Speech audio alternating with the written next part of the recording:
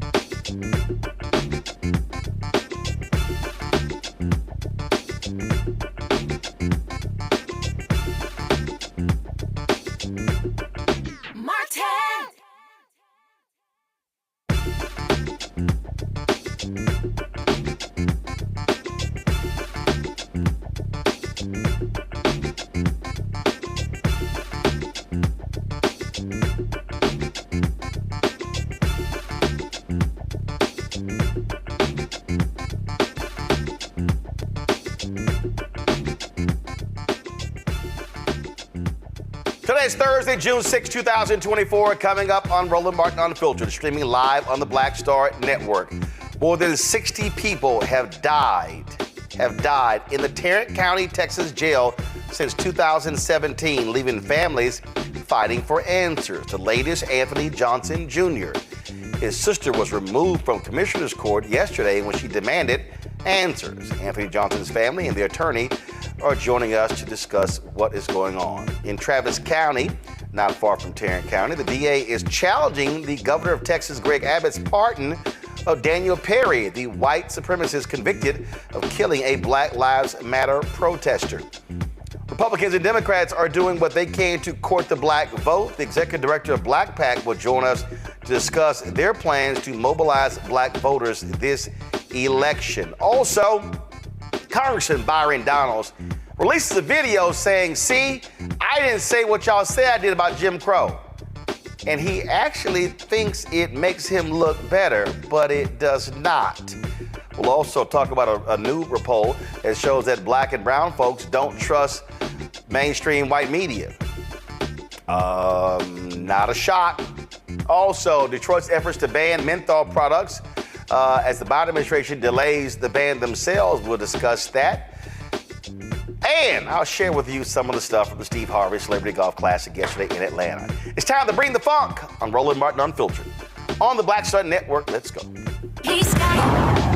Whatever the miss, he's on it. Whatever it is, he's got the scoop, the fact, the find. And when it breaks, he's right on time and it's rolling. Best believe he's knowing. Putting it down from sports to news to politics. With entertainment just for kicks, he's rolling. It's on go, roll, y'all. It's Roland Martin, rolling with Roland now. He's funk, he's fresh, he's real, the best, you know he's Roland Martin now.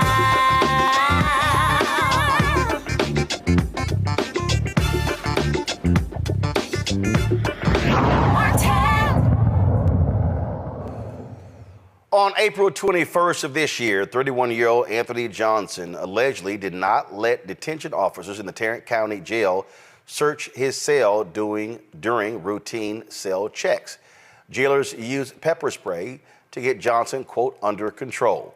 While medical staff examined him, Johnson became unresponsive. He was transported to a local hospital where he was pronounced dead. At Tuesday's Tarrant County Court of Commissioners meeting, Johnson's sister, Janelle, was physically removed from the room after yelling and telling County Judge Tim O'Hare to look at her while she spoke about the death of her brother. Well, it looks like I'm back. It's been a month since my brother's death. A month, and we still have no answers. A month, and now the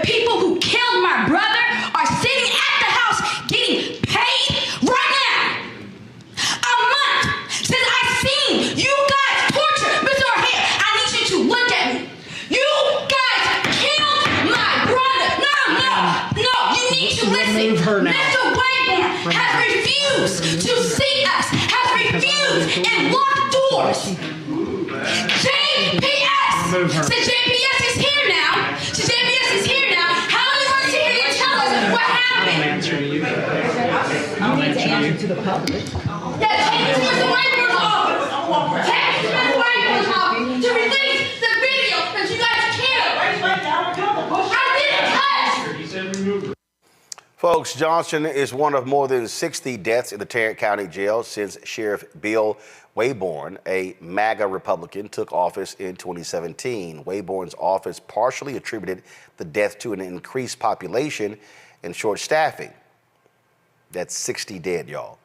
But the county also has been the target of lawsuits for jailers' alleged treatment of detainees. Joining us now is Anthony Johnson's parents, Jacqueline and Anthony Sr., his sister Janelle, and their attorney, Daryl K. Washington. Glad to have all of you here. First, let me start with Jacqueline and Anthony Sr. First of all, how long was your son in the Tarrant County Jail? He was in the Tarrant County Jail approximately 8 hours. Oh, wait, I'm sorry. Before 8 hours? Oh yeah, it wasn't even a full day. Okay, first of all, what was he arrested for? My son suffered from schizophrenia for almost 10 years. So that Friday before his untimely death, I tried to get him admitted into a facility. And significance of that, Roland, was that facility he was in maybe February of this year, so a month or two before. They denied him, saying that he was not being a threat to himself or to anyone else. So from that, he went out maybe 2 or 3 hours later. He was arrested by a neighboring PD, Saginaw Police Department. And then that next morning, he was taken to Tarrant County Jail. So it was less than 24 hours before his death. What is perplexing to me here is, one, and I think this is part of the problem in this country, where someone suffers from mental illness and the response is to put them in jail as opposed to a mental health facility. Absolutely. He's there only 8 hours. Daryl, have they released any? Is there any body cam footage? Is there any footage from the jail that way to actually see what happened when they entered his particular cell? Roland, there's actually 2 different versions of a video. What you were showing earlier in your clip, that was actually a video that captured the incident on a cell phone. But you can clearly see in this video that one of the jailers, the guy who's standing at the back, Jailer Marino, was called by one of his supervisors to actually come and put his knee on Anthony's back and neck. You can clearly see that Anthony was not resisting. He was in handcuffs, and this guy kept his knee on Anthony's back, despite Anthony saying on a couple of occasions that he could not breathe. They just clearly ignored it, and they just left him there to die. But Roland, let me tell you, what we see in that 6-minute video is not the egregious part. This video was about 15 minutes. It's what you don't see is the bad part. And this is the part that we have been trying to get the Sheriff's Department to release to the public, and they've refused to. But when people actually see the remaining 8 to 9 minutes of that video, people are going to be extremely disturbed by what they witness. Janelle, you were removed from Commissioner's Court, and look, you got several commissioners there. What have they said? What has been, because for people to understand, they are responsible, they oversee county administration. Even though the sheriff is elected, his budget comes from the Tarrant County Commissioner's Court. What have they said in all of this time? They haven't said anything.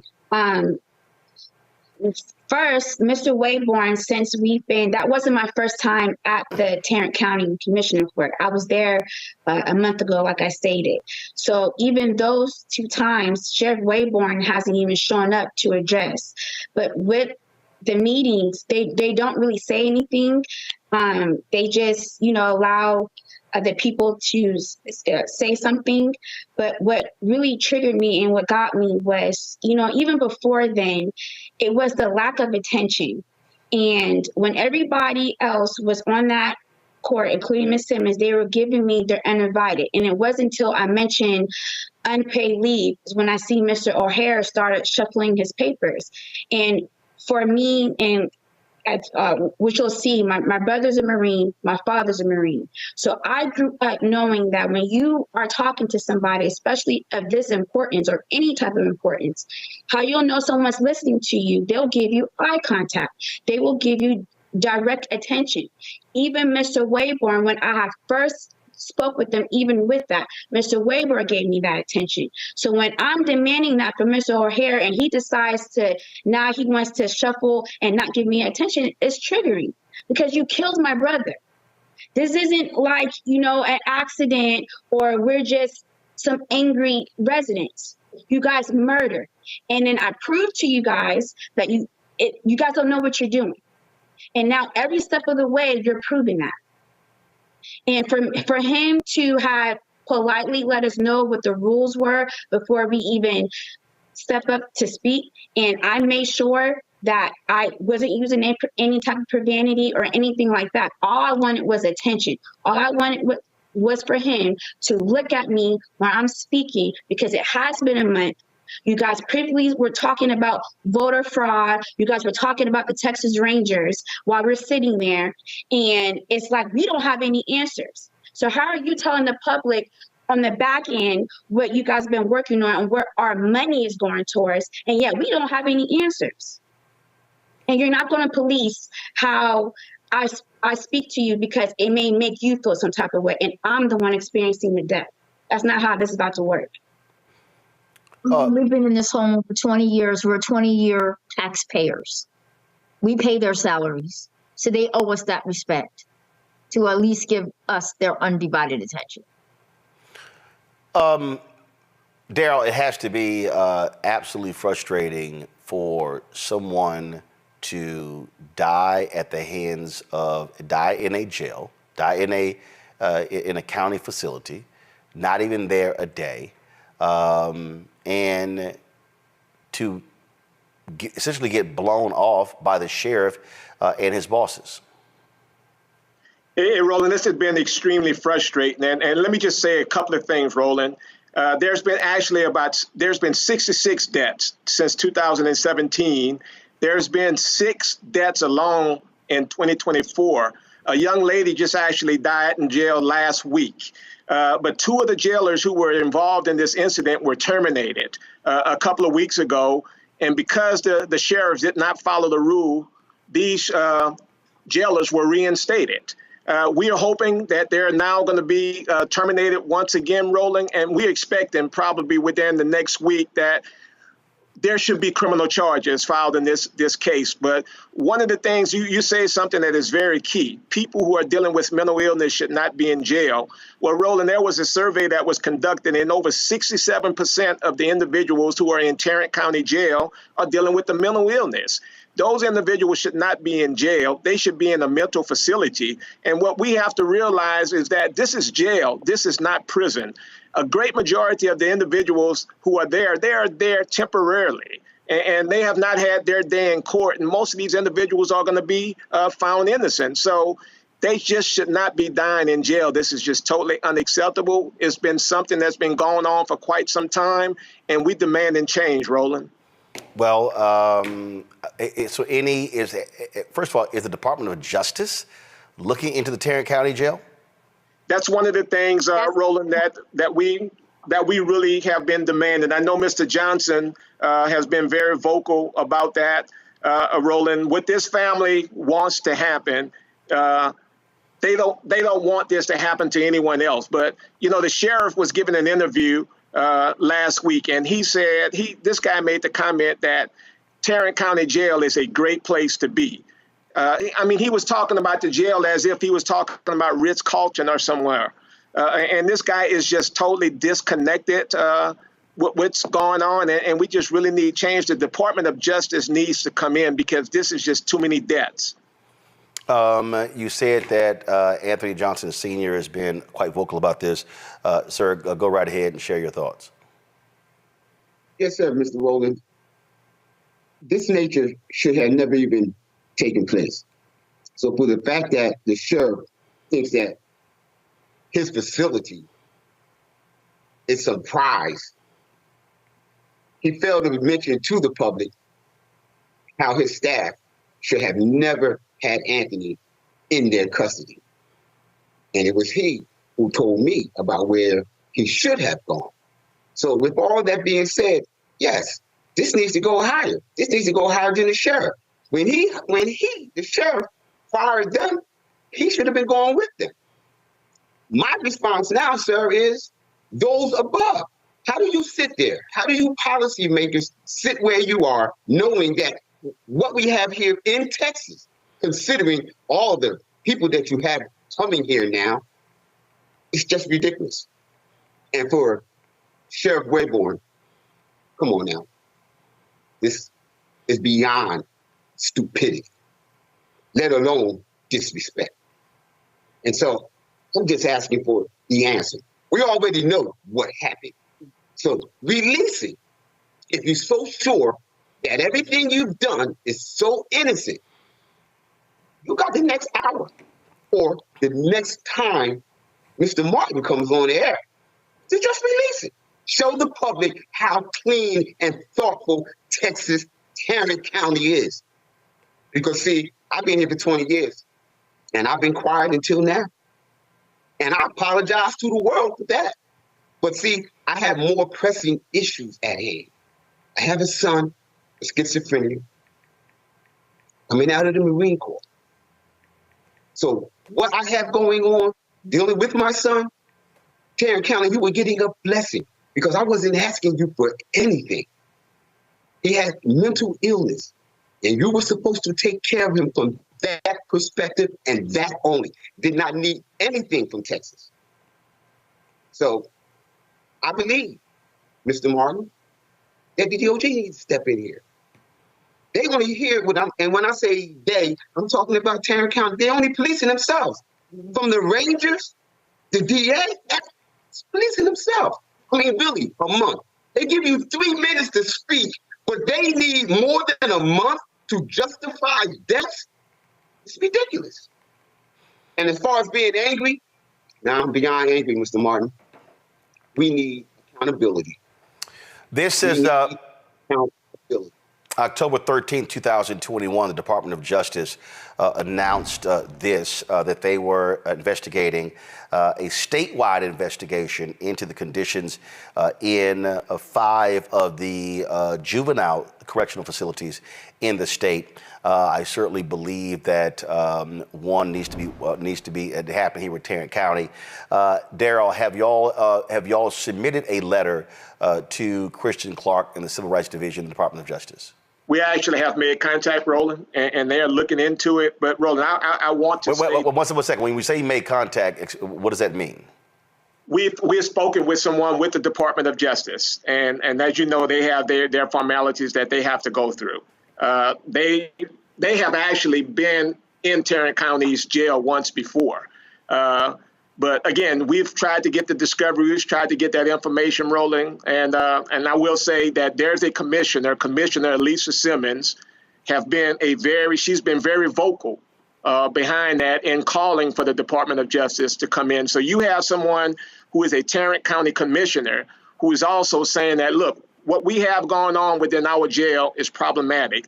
We need some intervention. We need someone to come in, because if it doesn't happen, we're going to continue to have these deaths. Oh, no doubt. And that's abundantly clear. We appreciate y'all for coming on.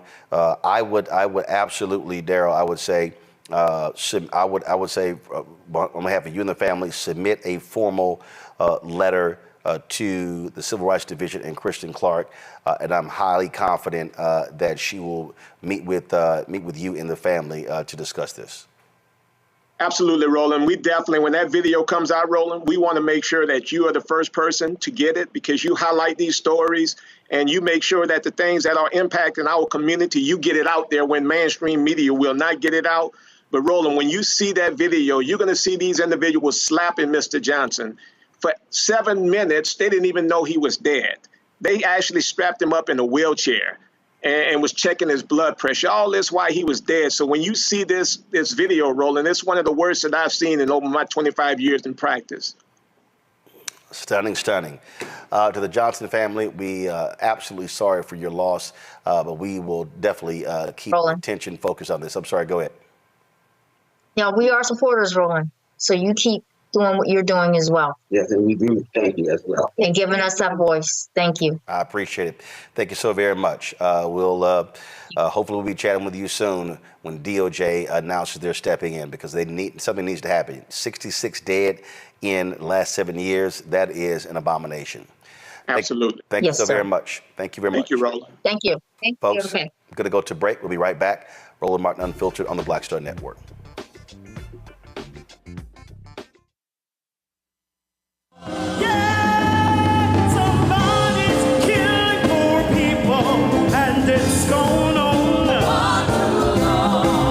When COVID happened, poor people were dying at a rate already of 800 people a day. Before COVID, if you went to a funeral every single day, it would take you 600 years to attend all the funerals of the people who will die from the ravages of policy violence, poverty, and low wages in America in just 1 year. It would take you 2 years and 19 days to go to all of the funerals of the people that will die today, and oftentimes silence. Nobody talks about this political genocide, but we are determined today to remember their death and be a resurrection of voting power and voice power like never before.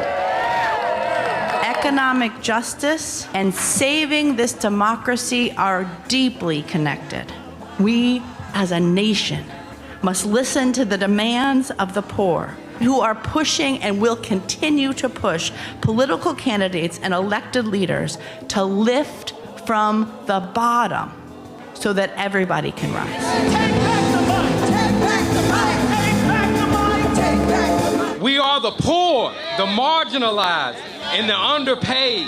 And we are taking one step forward to say that everybody has a right to live. Poverty is not the fault of those who are impoverished. It is caused by those who make the policy. There are over 135 million poor and low-wage, low-income people in this nation. The biggest block of potential voters by far is low-income, low-wage voters. I can't afford medicine. Sometimes I have to skip because of the cost. The farm worker community is tired of the violence imposed upon us by greed, exclusion, and denial of basic human rights. Those folk that represented by that casket, poor and low-wage workers who are the most moral people in this country because they go to work every day believing, even though going to work is hazardous to their health. I'm tired of working 70 to 80 hours a week and still not have money for the necessity of bills. I'm tired of getting sick and not being able to go see the doctor. Having to make a choice to pay between rent or the light bill or food or clothes. You cannot claim to care about families and a culture of life and then do everything in your power to rob people of equal access to resources and to force them to live in poverty. Leadership of both parties have waged war on poor people and low-wage workers. And this government has treated people experiencing poverty, including their military families, with disdainful, deliberate, malicious neglect. So the truth is that my son died from poverty.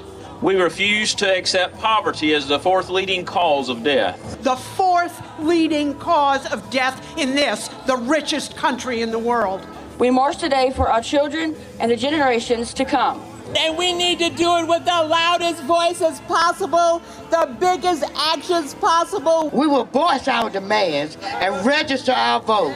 When we stand up And when we stand together, things change. There is the electorate that is, and then there is the electorate that should be. 34 million eligible poor and low-income voters did not vote in 2016. If just 20% of those voters in swing states were mobilized around an agenda, they could change the political outcome of every election. So we're launching the most massive voter mobilization and turnout campaign in history of poor and low-wage voters, allies, and religious leaders. People are dying, but we know it doesn't have to be this way. And so we are calling on everyone to join us in this Poor People's Campaign, a national call for more revival. We are here, we will be seen, we will be heard, and our power will be felt. We don't need to be an insurrection. We are a resurrection that will be felt across this country. Are you ready? Ready, ready, ready. We are a resurrection, and we are ready. And we won't be silent anymore.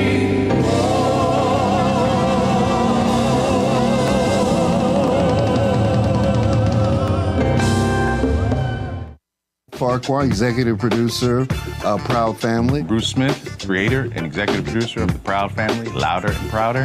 And you're watching Roland Martin Unfiltered.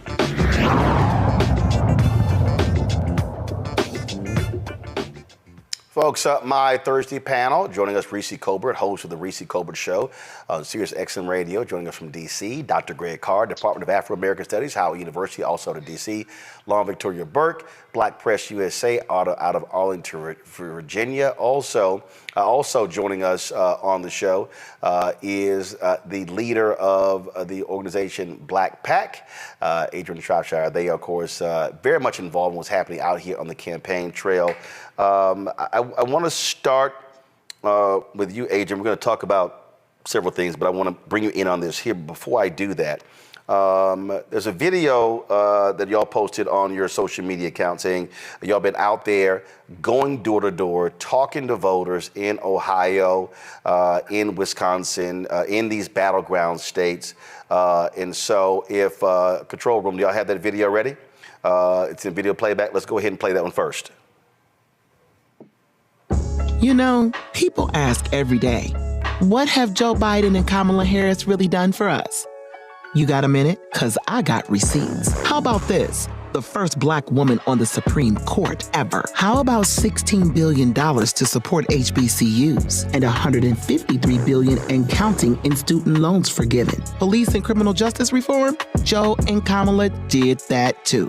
Banning chokeholds for federal officers. They also pardoned thousands convicted of marijuana possession and made historic investments in our K-12 public schools. And remember getting those checks to help with groceries and help to make rent and mortgage payments? Yeah, Joe and Kamala did that too. And yeah, you might not have heard a lot of this because Joe and Kamala don't run their mouths like that other guy. They just get things done.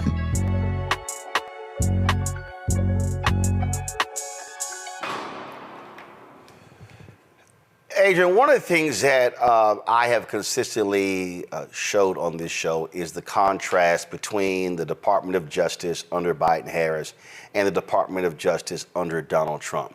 What we just heard from the Johnson family in Tarrant County is a perfect example of that. You have a DOJ that has literally had, I think it's now up to 10 Patterson practice investigations of police departments. They have been investigating not only juvenile facilities in Texas, but other jails and other prisons in other counties and other states. They have been actually getting convictions, sending wardens to prison, sending correctional officers to prison. And frankly, I've been highly critical of the Biden-Harris administration because they haven't talked about it. Sure. DOJ, they've had news conferences. We've covered it. They've issued press releases. But the White House is not focused on this, although they were unable to, they got the George Floyd Justice Act out of the House, unable to get it from the Senate. You have seen real work done in criminal justice reform. They just, in your ad loose to it, they just haven't been loud about it. Right. Yes. And so this is exactly what we hear from people, whether it's on the doors or in our focus groups that we've been doing for the last several months, is that people feel, we literally have people say, well, they need to start running their mouths or they need to start bragging. We need to know from them. And I think they're beginning to do some of that now, but it was important for us to be able to put out there the kinds of things that the Biden-Harris administration has done, because they are things like criminal justice reform and many of the other issues that we listed in the ad. They're important to our community, and people want to know. And when you tell people about it, and this is the other thing that's important and that we have watched happen as we've been talking to folks, people are unaware of what the administration has done. You tell them what they've done, they're surprised, and then actually they move in terms of their support of the president and the vice president. And so, as we think about going into this last half of the campaign cycle, it's important that we make sure that people understand what has happened. It's important that we make sure that they understand what didn't get done too, but that has the possibility of getting done in a second Biden term. This Gracie, again, it just sort of just drives me crazy because if you're doing the work, folk got to know you do the work. And I kept saying repeatedly to the campaign, to the White House and others, that January to August should have been what I call education and information stage, where you are flooding the zone saying we did this and this and this and this and this. Little that has happened, but here we now are. We're now in June, and I keep saying your runway has now gotten shorter. That has to be amped up in a considerable way, because Terrence Woodbury has told us in those focus groups, people come in with an attitude saying this didn't get done, and then where they're told this got done, it literally flips the focus group. Right. Yeah, I'm trying to figure out what y'all waiting on. Hello? Like, y'all have done a lot of things over the past 4 years now. I mean, or three years and some change. A lot of the initiatives that they're just starting to talk about, like a couple weeks back, it was about medical debt and something else like, the $16 billion for HBCUs. It's like, yeah, I was covering that 2 years ago at the White House, or 3 years ago when y'all announced it. So y'all just now getting around to talk about this. The thing about it is, and we talk about this all the time on the show, Roland, they have not built an information infrastructure. They built a give me $5, rush $5. The deadline is coming, and that's why they've raised $100 million. I don't know what they're doing with it exactly. When they need to be really focusing on the information infrastructure, because the other side has focused on a disinformation infrastructure that has created these attitudes that you're talking about in these focus groups and that Adrian is referring to in terms of the door-to-door engagement that they're doing, where people have their perception that nothing has been done. That's just flat out not true. But the onus is on the administration. The onus is on the Democratic Party, who has the resources, who has the ability to do more to get the message out. And you cannot rely on the mainstream media. You can't just pay a couple of, Gen Z TikTokers, no shade to them, to post a couple things and come to the White House and kick it for a little bit and think that that's going to move the needle. You have to be relentless about messaging your accomplishments, the same way that the progressives were relentless about today is a good day to cancel student debt, the same way that the Republicans are relentless about you need to go to the border and a number of other issues. The Democrats have to be disciplined about acknowledging and really touting their accomplishments. And they need to have at least a big three of things that they can tout each time, every time, so that it just is seared into people's brains. And I don't think that they've really done that just yet. Adrian, when we talk about issues, they absolutely matter. And you can't rely on TV ads. You can't rely on radio ads. And the work that y'all are doing, I said that they should be hosting conversations. They should be having black mayors and county commissioners and activists, and willing to literally say, hey, come and ask your questions. So when someone says, well, I want this to happen, hold on 1 second. Boom, this is actually what happened. This is how much money was allocated. And if something didn't happen, say, this is who was responsible. This is why this didn't happen. Right. And I know that the vice president has been doing some of that as of late. She's been convening both on economic issues, economic mobility issues, as Reese said, a number of issues where she's been pulling folks together across the country. But I think that's right. I mean, one of the things that's of concern to us, and part of the reason why we launched the ad campaign when we did, is because we know that the other side is really clear about the investment that they're making in confusing people.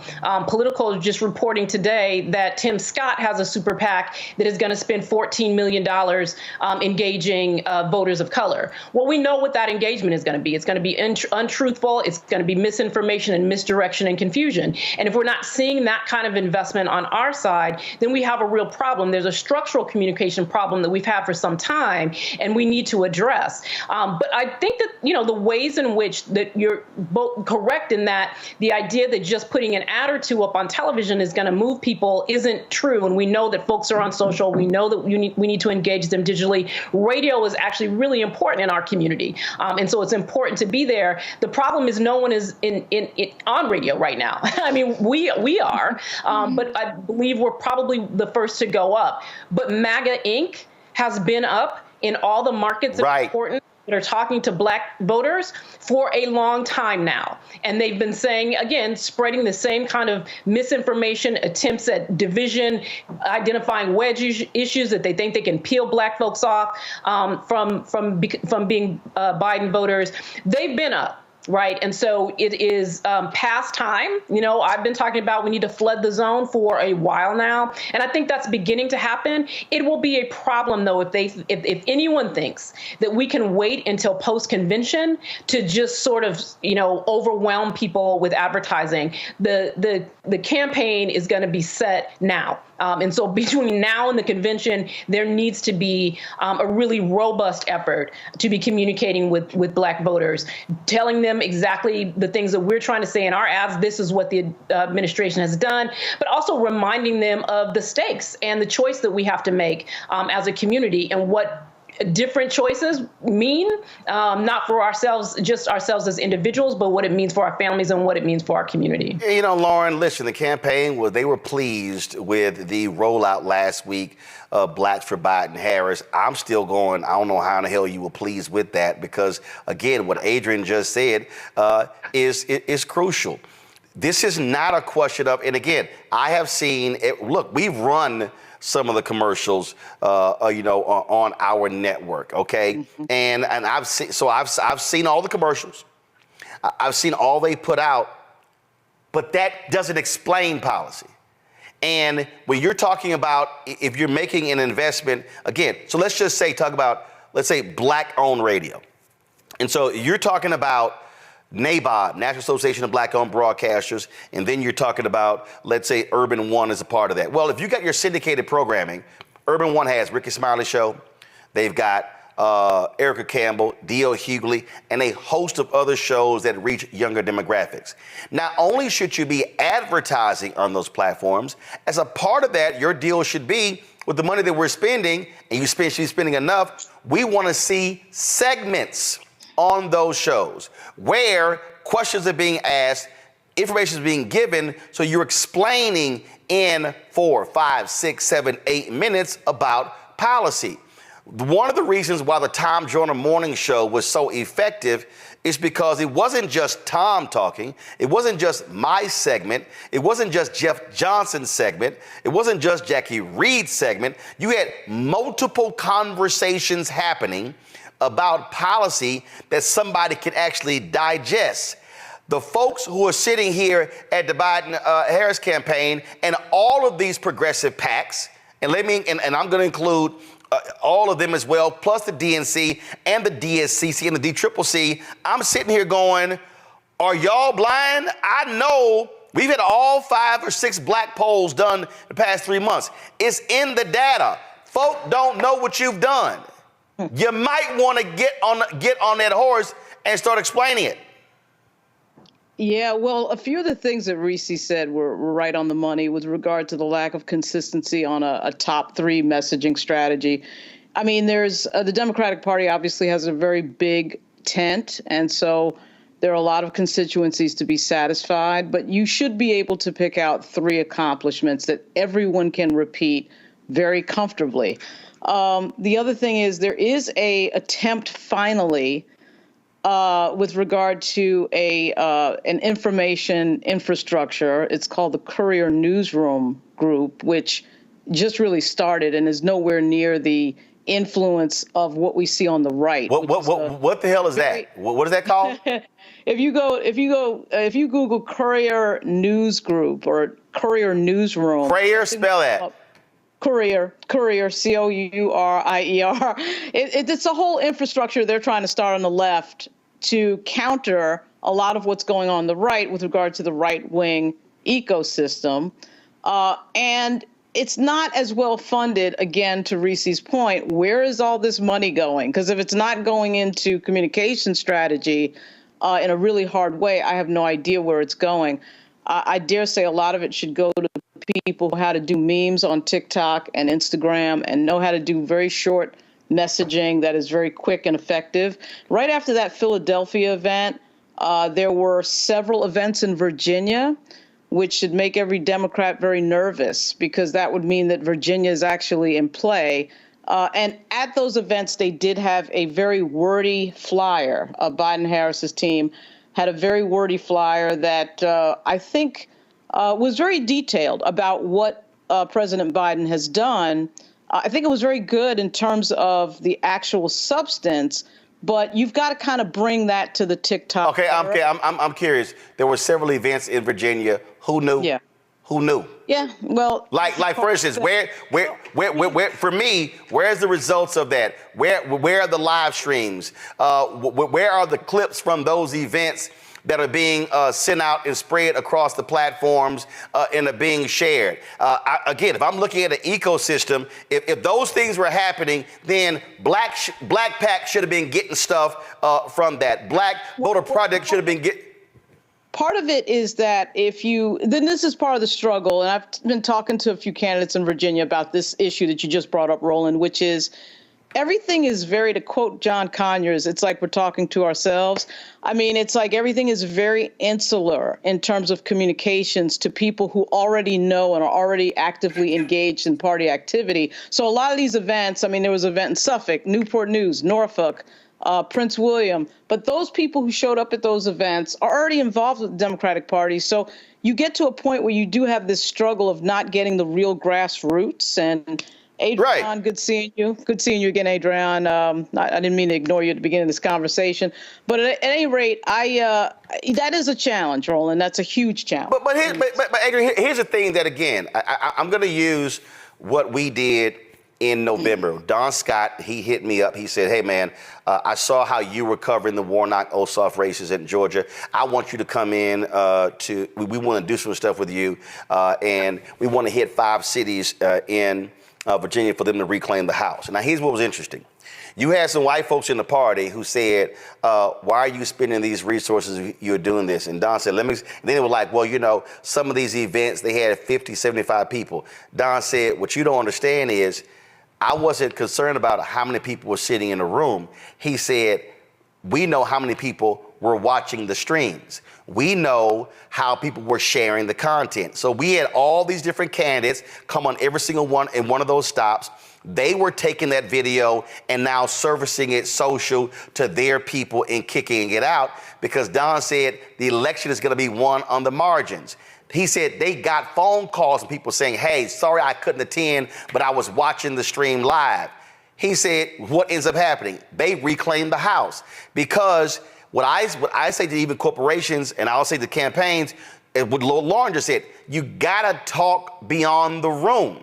Black also travels. So if you're covering an event in Virginia, if you're covering an event in Ohio, you're covering an event in Milwaukee, you're covering an event in Philadelphia, and you're now sharing that information, guess what? Now black folks in Charlotte, in Florida, in Houston, in Georgia are seeing that, and the content resonates. So you can't just think about that room or that neighborhood or that city. You have to be thinking about how the information is disseminated and received broadly. Right. And we're at that point where we need to be seeing things scale, right? And boom. Right. So whether it is through our communication platforms or whether it is on the doors, at this point, we should be scaling. And I think my worry is that we're not right now. And so whether it is, when we think about the ways in which we're communicating to Black voters, that's important, obviously.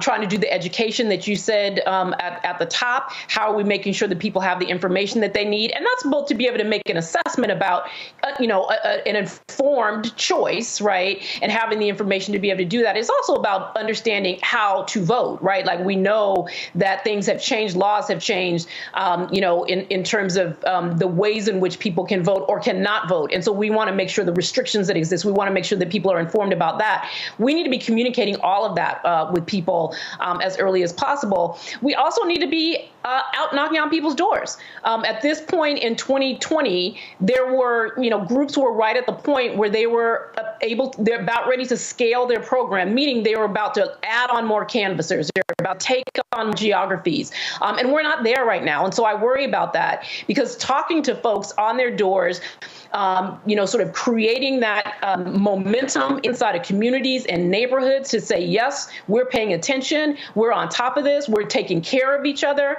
politically and around this election. That's important to our community. It's important for us to be engaged collectively in the electoral process. And we have to have the mechanisms and the resources to be able to do that. My concern is that we are going to get to the scale portion too late. I still think that we are, we're behind. Certainly, it is not terrible, but we really need to be thinking about how we are moving faster and how we are moving bigger over the next couple of months. Greg, here is why what she just said is important, because here's how the campaign and how these Democrats and progressives are thinking. Oh, well, if we look at data, for the most part, we're about at the same point of support in 2024 we were in 2020. Well, what I keep saying to them is your 2020 playbook has to get thrown out in 2024. You have to factor in the reality of the hardened feelings regarding Israel and Gaza. That's a fact. You've got to factor in the fact that if you're talking about voters, the electorate actually is younger. And so your baby boomers passing away. And so now you have to look at the hardcore numbers. What do you look like 18 to 45? And so any polling data, whether it's BlackPAC, Black Women's Roundtable, Black Census Project, shows you a decreasing likelihood of turning out and being upset with the process, which means you have to then do it reverse. You now have to, as I keep saying, you have to spend more time and more money reaching folks who are on the fence, who are sort of tapped out. I'm not buying this. I don't like Biden because of his age. I don't like Trump because he's crazy. So I'm just going to sit this one out. But then you got to walk folks through what this actually means, which is one of the reasons why we walk people through policy, walk them through saying, hey, don't think those 200 federal judges, 58 of them are Black, don't matter, because you see the rulings when it comes to the Fearless Fund, when it comes to so many other different issues. But you got to explain that. And so they are, and this is where these white, and I got no problem saying it, white Democratic strategists refusing to listen to Black people who know Black people, who marginalize Black-owned media, who think, oh, we can just run ads on Complex, run ads on Cumulus, iHeart radio stations. We can just keep sending our guests to MSNBC and CNN, and then they're going to get it. And I'm sitting here saying, no. This is an election that's going to be on the margins. And so that 2, 3, 5, 8, 10,000 vote, those is going to make the difference. But if they want to be hard-headed, you might be sitting your ass the day after the election going, damn, we should have listened to those Black folks because they kind of knew what they were talking about. New poll out, Greg, shows Trump is up 5 points in Georgia. Warnock and Ossoff ain't on the ballot in 2024 as they were in 2020. So you don't have that intensity on the ground there as well. And so folk better pay attention. And if they don't, they're going to be sitting here going, damn, we should have done so the day after the election like Hillary folks did in 2016. Yes, sir. Yes, sir. And of course, we'll be looking like, what the hell are we going to do? Because when this white boy gets back in with his fascists, it's going to get real quick. No, Warnock and Ossoff are not on the ballot, but I tell you who should be on the ballot, Anthony Johnson Jr. You see, these are the moments when we don't know what's going to be the match that will set everything on fire. Nobody knew who Caitlin Clark was until they invented a team of villains, black villains called LSU. And Jill Biden, with that same thinking, wants to invite both teams to the White House.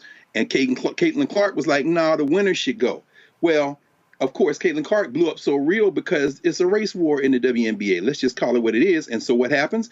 The Democratic Party puts ads on the national championship game a couple of weeks ago. Why am I bringing that up in the context of what we're talking about here?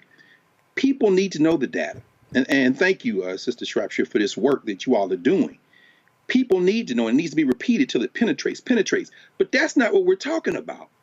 In the world now, we're talking about people who are really like not just low information, and not just distracted, but really just completely disengaged. And while that will put a dent in it, we're talking about margins, as you said, and these people more interested in pop culture. We just had a man who has made his money off pathology, Curtis Jackson, walking through the halls of Congress, standing up, smiling with his open enemies, the fool. And who was in trail? Ben Crump and half the damn CBC. Why? Because celebrity is where the eyeballs go. Now, while the media needs to get together, the black media, and God knows you got too much on your plate, Roland, but the idea of a black media summit now, maybe where people get together and try to say, what are the soft targets we can deal with? I'm thinking it's going to be the convention at the end of the summer, looking at how to get some of these celebrities involved and just tell them what to say and say them before we get a few more ice cubes and 50 cents running around here. Yeah, they gave Tim Scott $14 million. And he said in the release, thank you, Sister Shropshire, for bringing it up, I'm not trying to grow the tent of the Republican Party. I'm trying to shave off some of these black votes. And remember, the RNC back in March closed all their minority outreach things and their make the Republican Party white again, which they've already succeeded in doing. But I'm saying all that to say this. Our voters in the United States of America are highly distracted. The data needs to be put out. The stuff needs to be put out. I mean, the idea, for example, that's why I say that Anthony Johnson can be on the ballot. If you want some of these white boys, like this punk-ass sheriff in Waymore in Tarrant County, whose own son, if you go back and look at it, his son been arrested several times for assault and public drunkenness and indecent exposure. He didn't die in the damn jail. If you want him out, then you're going to need a Justice Department that you voted for to go in. Maybe we can retire Merrick Garland as a price for participating in this and put Kristen Clark in as the Attorney General in the second term. But none of that works if you don't bring your ass out to vote. George Floyd was the trigger in 2020. When this video comes out, Anthony Johnson could be the trigger in 2024. We just don't know. But at the heart of that lies black media. And unfortunately, we're going to have to make some appeals that bring in some of these people who may not know a damn thing. But damn it, anytime 50 Cent. I'm reminded of an old scholar who used to say, we went from the Supremes, the Miracles, the Four Tops to 50 Cent. That should tell you the trajectory of stupidity in this country, and stupidity has no color. But anytime he can walk in Congress, I don't care how much money he got, and talk crazy and say people line up behind Trump because he's a felon, damn it, that's what we're facing. And no amount of explaining people through policy is going to change that, absent combining that with getting some of this broad-based information out in a way that's catchy, hits hard, and consistent. And you can never, as I said, never anticipate the X factors, but we got to be nimble and seize the time as it comes, because we're going to be the ones taking the L. They'll shake their heads and we'll be like, what the hell? Now we are in harm's way in a way that you have never helped us with. Adrian, you said something, again, when we were talking about in terms of how you must flood the zone.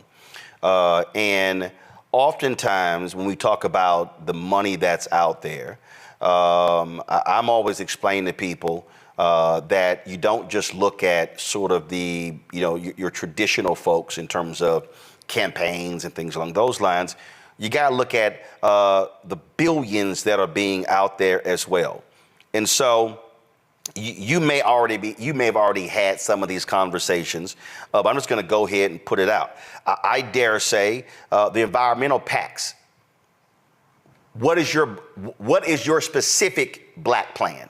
The League of Conservation Voters, the Sierra Club, Sustainable Energy and Environmental Coalition, NRDC Action Fund, on and on and on. Reproductive Rights PAC, Planned Parenthood, NARAL, all of those folks. American Bridge, you start talking about America Votes, Democracy Alliance, Democracy Spring, Free Press Action. Then you start talking about Justice Democrats. You can go on and on and on with a lot of these groups. Again, very specific. What is your black plan? How are you investing these resources?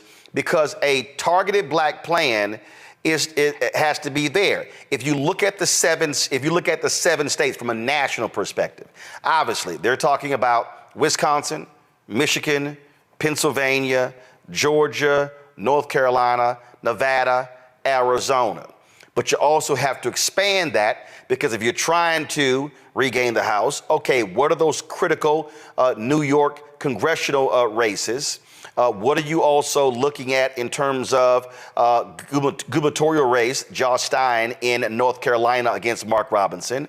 Also, what are the state House races there? Because you need to claw back Republicans having a supermajority in North Carolina. Okay, what is happening on the ground in Tennessee? Same thing. There are states where you may not be able to win the House or the Senate, but you can remove them from having a supermajority, which now forces them to have to deal with the other side. Then you talk about the Ohio race, Senator Sherrod Brown there. Was his black plan? Tim Ryan was awful reaching black folks in Ohio. And so what are you doing in Dayton, Columbus, Cincinnati, Cleveland? Hey, Sherrod Brown, are you doing anything at the Cincinnati Music Festival, one of the largest black events in the state every single year? I asked him the direct question. We met with the senators in the Black Media Roundtable a month or so ago, didn't get a direct answer. And again, so people don't understand, there are billions of dollars being spent beyond the parties from these so-called progressive groups, but they largely are talking to white folks. And so they also have to be called out and directly challenged, saying, where's your black plan? And who are you funding that's on the ground? What black-owned media are you funding now, not in October? I think that's right. I mean, part of the challenge, I think, that many groups would say right now that we're all experiencing is this sense that everyone is kind of in a holding pattern, that it's clear that there's money out there, but it is also clear that that money is not moving. And so when I talked about the need for people to start scaling right now, groups can't scale without the money. And so there is this sense of people sort of being in a holding pattern and waiting. And it's not totally clear to me what folks are waiting for. I mean, many of the groups that you talked about, and one of the things that we also understand is that this is an all hands on deck type of situation to stop fascism in America, right? And so all of those groups are important. They need to be talking to the constituencies that they are best equipped to be speaking to. Some of those groups are, in fact, long-term partners of black groups. LCV, for example, is a long-term partner of BlackPAC. They understand very clearly the role and the importance of the black vote. They also understand the role and importance of black people in being involved in the environmental justice movement. So some of them get it and are long-term partners. But there is this sense that people are sort of sitting on their hands right now. To your point, there's definitely resources out there that could be moved. It's not clear what it's going to take. You know, how many polls do we see, right, before that floodgate gets opened up? And I think that we're getting to the point, as everyone has said here now, that we're getting to the point where, the window is closing, and the resources need to start flowing, and we need to shore up our base constituencies immediately. And I think that is part of the challenge that folks are facing right now. Some of it feels like it's beginning to move. Some of it feels like things that there's sort some questions being asked inside the campaign and among many of the groups that organizations that you just mentioned. There's questions being asked and some new thought about how resources need to start moving. And so I'm hopeful that groups will start to get what they need on the ground. But there's no reason why at this point folks are still trying to figure out, where money's coming from, if there is money, and that some folks seem to be sitting on their hands. Well, listen, this should be a code red. I don't care who you are. If anybody is sitting here going, oh, no, we're comfortable where we are right now, you are utterly delusional. Y'all are out there on the ground. I spend lots of time away from D.C. It is not just in Los Angeles. When I'm in Houston, when I'm in Atlanta, when I'm in places in North Carolina, when I'm giving speeches all across the country, I'm actually talking to grassroots organizations. I'm talking to activists. I'm hearing from folk what they're talking about. And there's a reality that's happening out there that is clearly not being seen in Delaware, that's not being seen in D.C., and these folks better recognize, because again, you have significant intensity on the right. They're pissed off because Trump was found guilty in New York. You got on the left, you got people who are, again, concerned about Biden's age. Some still clamoring for another candidate. And I keep saying, wake the hell up. That ain't going to happen. This race is set. It is going to be, unless something happens from a health standpoint to either one, this is going to be a race between Trump and whoever he picks as his VP and Biden and Harris. And you better understand, the Senate hangs in the balance, the House hangs in the balance. Project 2025, the evil that they want to launch there, is sitting there in front of us. And we have got to demand the funding of our sources, because I think, and just correct me if I'm wrong, you were on the show discussing y'all poll. I think Joanne Reed had you on. Did any other mainstream organization have y'all on about y'all poll? No. Mm-mm. But we keep seeing these the New York Times, seeing a poll being quoted. Every other poll talking about black folks, and they have not talked to any of the black folks who have done black specific polling. And so that narrative is now being set by these networks, and that's only a sliver of black people, which is why our platforms are even more important. Yes, that's exactly right. That's exactly right. I think there's a way in which, and we talked about this before, there's this narrative that is being set about black folks. And in part of it is up as the scapegoat for if things go sideways. And part of it is trying to essentially say that we are, going to join with a party that has demonstrated that it is willing to be aligned with white supremacists, that it is willing to, not just, in whisper tones, right, but in very loud tones, be yelling out the fascist sort of ideas. We hear Donald Trump every time he stands in front of a rally. We know what that rhetoric is. We know what it means. And we not just what it means for the country, but we know specifically what it means for us. And so the idea that black people would align ourselves with that is just outrageous, and it's offensive and it's insulting. But that seems to be where, in many ways, the mainstream media wants the conversation to be. It's certainly where the Republican Party wants it to be. And so there's some weird alliance there that is mind-boggling. But we will tell our own story, right? We know what is in our own interest. We both act and vote in our own interests. And so, again, our ability to be able to reach our people in all ways possible, to make sure we have the information that we need to make an informed choice, and to show up in the numbers that are going to be required to make sure that democracy lives to see another day in this country, because democracy matters for black people. It is important to us in our as we strive, for all of the things that our ancestors did for us. We require a political system that allows us to be able to do that, and we're not going to just let that go just because there was, a news broadcast and some pundits who said that we ought to. All right, Adrienne Shropshire, Executive Director of BlackPAC. We appreciate it. Thanks a lot. Thank you. All right, folks, got to go to a break. We come back. We're going to talk about the menthol ban being focused on in Detroit. Also, lying-ass Donald Trump is back talking about how he did more for HBCUs than anybody else. We going to bust and refute that lie immediately. And Congressman Byron Donalds is in his feelings, blasting the Biden campaign, saying, I didn't say what y'all said about Jim Crow. So he releases a longer video about what he said. Still don't make you look good, bruh. Folks, support Roland Martin Unfiltered on the Black Star Network. Join our Bring the Funk fan club. Your dollars make it possible for us to do what we do. Listen, we ain't got billionaires and millionaires sending us checks. Lauren talked about that Korean news group. Look, you got white billionaires sending this money out. We don't have that. Hell, we ain't got black millionaires cutting us checks. And so it's regular, ordinary folks who understand the importance of our news. Listen, I was in Atlanta yesterday, man. So many people stopped me in the airport when I landed and also flying out today.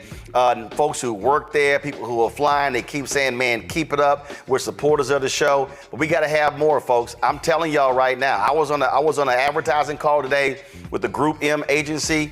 We've been dealing with them for 3 years. Hopefully we're going to see some advertising money, but there ain't no guarantee that's going to happen. And so your support has been absolutely critical for us to be able to do the work we do. Send your check and money order to P.O. Box 57196, Washington, D.C. 20037-0196. Cash App, $RM Unfiltered, PayPal, or Martin Unfiltered. Venmo is RM Unfiltered. Zelle, Roland at RolandSMartin.com, Roland at RolandMartinUnfiltered.com. We'll be right back.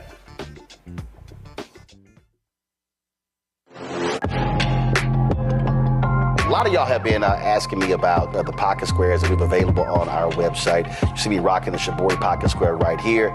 It's all about looking different. And look, summertime is coming up. Y'all know, I keep trying to tell fellas, change your look, please. You can't wear athletic shoes every damn wear. So if you're putting on linen suits, if you're putting on some summer suits, have a whole different look. The reason I like this particular pocket square, the Shibori, is because it's sort of like a flower and looks pretty cool here versus the traditional boring silk pocket squares. But also I like being a little different as well. So this is why we have these custom-made feather pocket squares on the website as well. My sister actually designed these after a few years ago. I was in this battle with Steve Harvey at Essence, and I saw this at a St. Jude fundraiser. I saw this feather pocket square, and I said, well, I got some ideas. So I hit her, and she sent me about 30 different ones. And so this completely changes your look. Now, some of you men out there, I had some dudes say, oh man, I can't wear that. Well, if you ain't got swagger, that's not my problem. But if you're looking for something different to spruce up your look, fellas, ladies, if y'all looking to get your man a good gift, I've run into brothers all across the country with the feather pocket squares saying, see, check mine out. And so it's always good to see them. And so this is what you do. Go to RolandSMartin.com/pocket squares. You can order Shibori pocket squares or the custom-made pocket squares. Now, for the Shiboris, we're out of a lot of the different colors, and I think we're down to about 200 or 300. So you want to get your order in as soon as you can, because here's what happened. I got these several years ago, and the Japanese company signed a deal with another company, and I bought them before they signed that deal, and so I can't get access to any more from the company in Japan that makes them. And so get yours now. So come summertime, when I see y'all at Essence, y'all could be looking fly with the Shibori pocket square or the custom-made pocket square. Again, RolandSMartin.com/pocket squares. Go there now.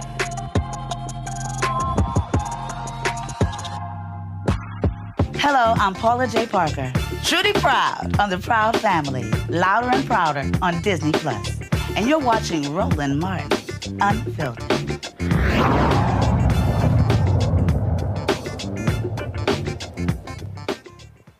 Well, the Biden administration buckled to a major campaign from Big Tobacco when it comes to banning menthol cigarettes. In Michigan, activists are fighting for a ban in Detroit. In April, the administration again postponed the ban without a timeline for a final decision on the ban.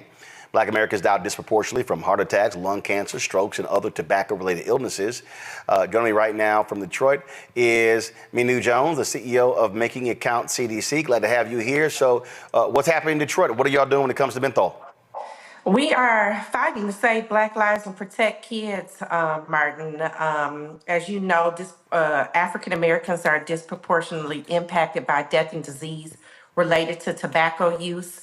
And we, must protect our kids and save Black lives. I grew up in a house with two smokers who smoked Newport cigarettes. I lost my dad in November of 2022. And so we are really fighting to have a historic bill package passed in the legislature because Michigan is a state where we have preemption. So we can't do it at the local level. We tried to do it in Detroit, where we're considered a tobacco swamp by the Aspire Center. You think about that on the backdrop of Detroit being a food desert. So we're fighting and hoping that we get a hearing on this bill package next week. So you're trying to actually, so you can't do it locally, so you have to get it passed by the state.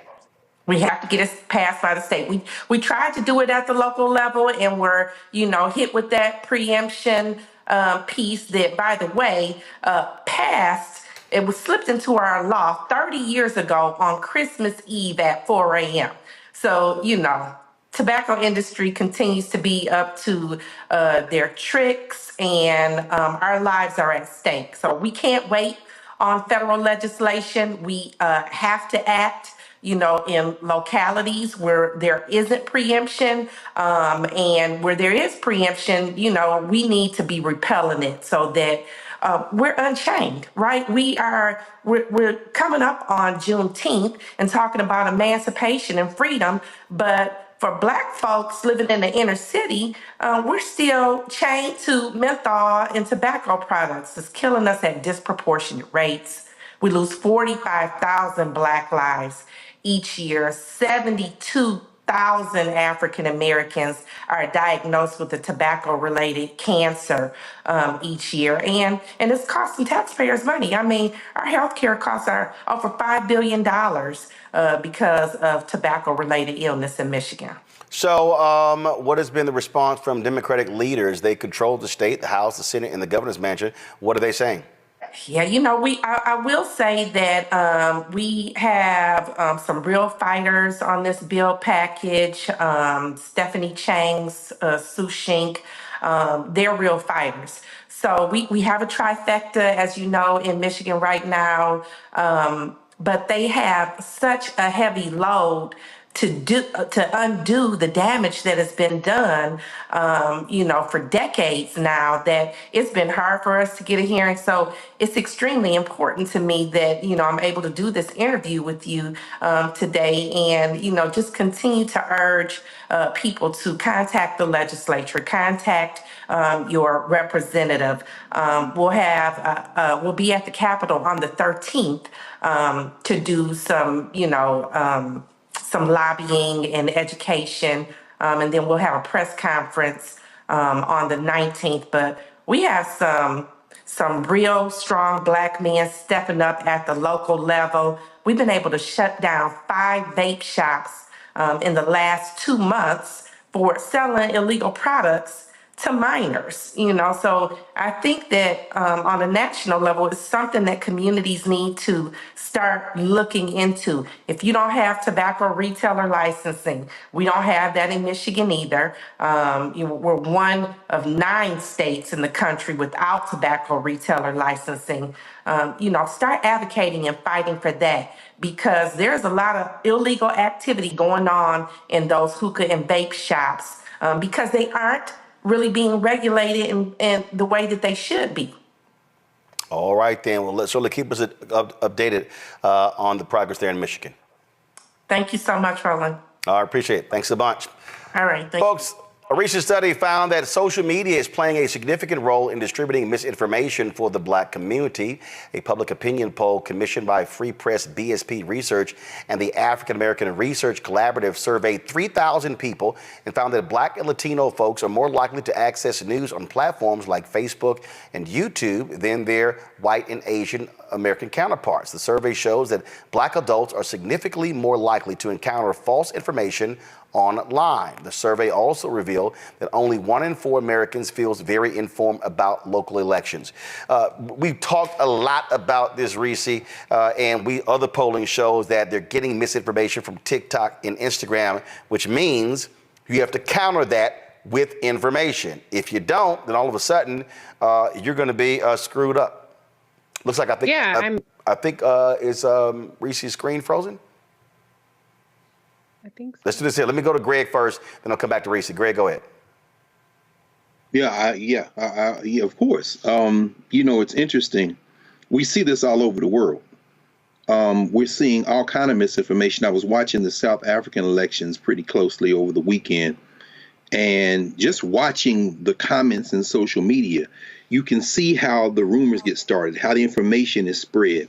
The biggest democracy in the world, India, just voted. And you saw how there, Modi, the prime minister, this close on a razor's edge now, whether he'll be prime minister, because while he went in all confident, the mass of people, millions of people showed up and voted, and his party, the BJP, lost their numerical majority. What does it have to do with misinformation? This is a global phenomenon. All this stuff, Facebook, China right now. In China, they are trying to restrict social media and ban certain platforms from even being able to be used in China, because they are concerned about, of course, people say they're trying to suppress their electorate. Sure, they're trying to manage their population just like the United States is too, a little bit differently, but they're also concerned about misinformation. The guy who's going to jail now, Steve Bannon, it's so funny. I don't run into a whole lot of black folk when I go to bookstores around in the DMV, but I tell you who I've run into on a couple of occasions in places where I'll never see no black people. Steve Bannon. Steve Bannon is constantly in this intellectual war, and it isn't just based on the United States, it's based globally. And misinformation is a serious quill in their pen. I think it's very important for us to understand that when you got fools like this dumb Tim Scott running around, or Byron Donald, it doesn't matter whether it's true. All that matters is that it's being blasted at you from every rooftop. And that is why we are in a war of misinformation. And you're right. We can counter it with data. We can counter it with correct information. But we have to be very, very careful not to be trying to get into some back and forth with somebody who's straight told a lie. You got to call them a liar and take the gloves off at this point. The thing here, Lauren, it is about, again, how do you counter? How do you do it with real information? You were talking about the Courier newsroom, and this is where I said, look, you got these progressive billionaires, white folks, who are funding these efforts. You got the white conservatives who are funding it. The white conservative billionaires figured this out long before the progressive folks. That is, you know what? I'm not wasting my time with mainstream media. I'm not trying to convince the MSNBC, the New York Times, Washington Post. They've always been labeled liberal, but they've also been white. And so I know from our vantage point, from African Americans, and here's that we understand what it looks like. And see, Lauren, here's what also happens. And when Reese, when we get her signal straight, she's going to talk about this here. It's amazing to me how many prominent black people I see posting clips from mainstream media. And I'm like, damn, we discussed that 2-3 weeks earlier on Roland Martin Unfiltered. And it kills them to actually post a clip from this show talking about the stuff. And then all of a sudden it garners all of these different views, garners thousands upon thousands of views. And you heard what I asked Adrian Shropshire. Other than Joy and Reed show, how many other folk book y'all on y'all pack? None. So again, they're controlling the information. And so when I'm talking about, okay, access to capital to be able to build and grow, I have a plan. I have a very clear plan on how we can have 10 to 15 people in different cities across the country covering things happening there and streaming it. But you got to have the resources.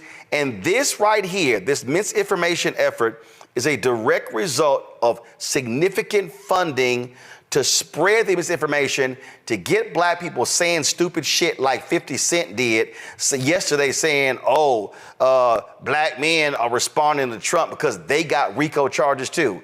Sorry, 50. We all don't have no. See, I was about to straight ass go off. But that's the bullshit I'm talking about when that is thrown out. And then the right goes, see, black men down with Trump because they all criminals too. Mm. Yeah, well, we'll say What's up with Lauren's audio? Lauren, I can barely hear you. Guys, y'all figured it out. Let me go to Reese. Yeah, I mean, listen, I've been sounding this alarm for years upon years upon years, and I've still yet to see it taken seriously, at least not when it comes to investing in Black dollars. I mean, there are a lot more white people, analysts, and things of that nature that you do hear talking about it, but that money ain't coming to us. And so I think that what the Democratic Party is still lacking is a recognition that there's a credibility gap in our community between, the people that are getting to them first, the people that are getting to them more often, more frequently, that are better invested in, and the people who actually know what the hell they're talking about. Okay. I mean, the DNC is coming up in August. What kind of outreach have any of these? You laid out a number of PACs. There are so many organizations. What kind of outreach have they done to Black-owned media or somebody like myself? I'm on Sirius XM Urban View, which reaches 3 million Black listeners or listeners of all backgrounds. And my colleagues, we were talking about going down there, and somebody was like, as though we were paying for ourselves. And I'm like, hell no, I'm not going down there for free. And that's the problem. We are expected to do the heavy lifting that other people are getting paid millions to do.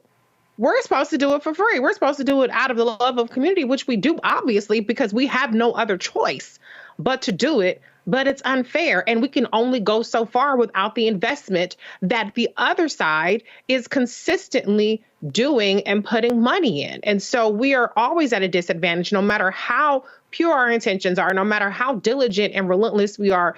Roland, your show covers these issues daily, covers it better than any ad can, better than any TikToker can, and yet you still need the investment. And so they have to wake up. This is a dollars and cents thing, not just a common sense and information thing. Until they recognize that, we're going to be at a disadvantage. And unfortunately, the disadvantage that we have, being people with credibility who can move the needle but don't have the investment, is going to be detrimental to our community at large. Lauren, it is about, again, you have to be in a constant battle on TikTok and Instagram. You have to be flooding the zone with real information.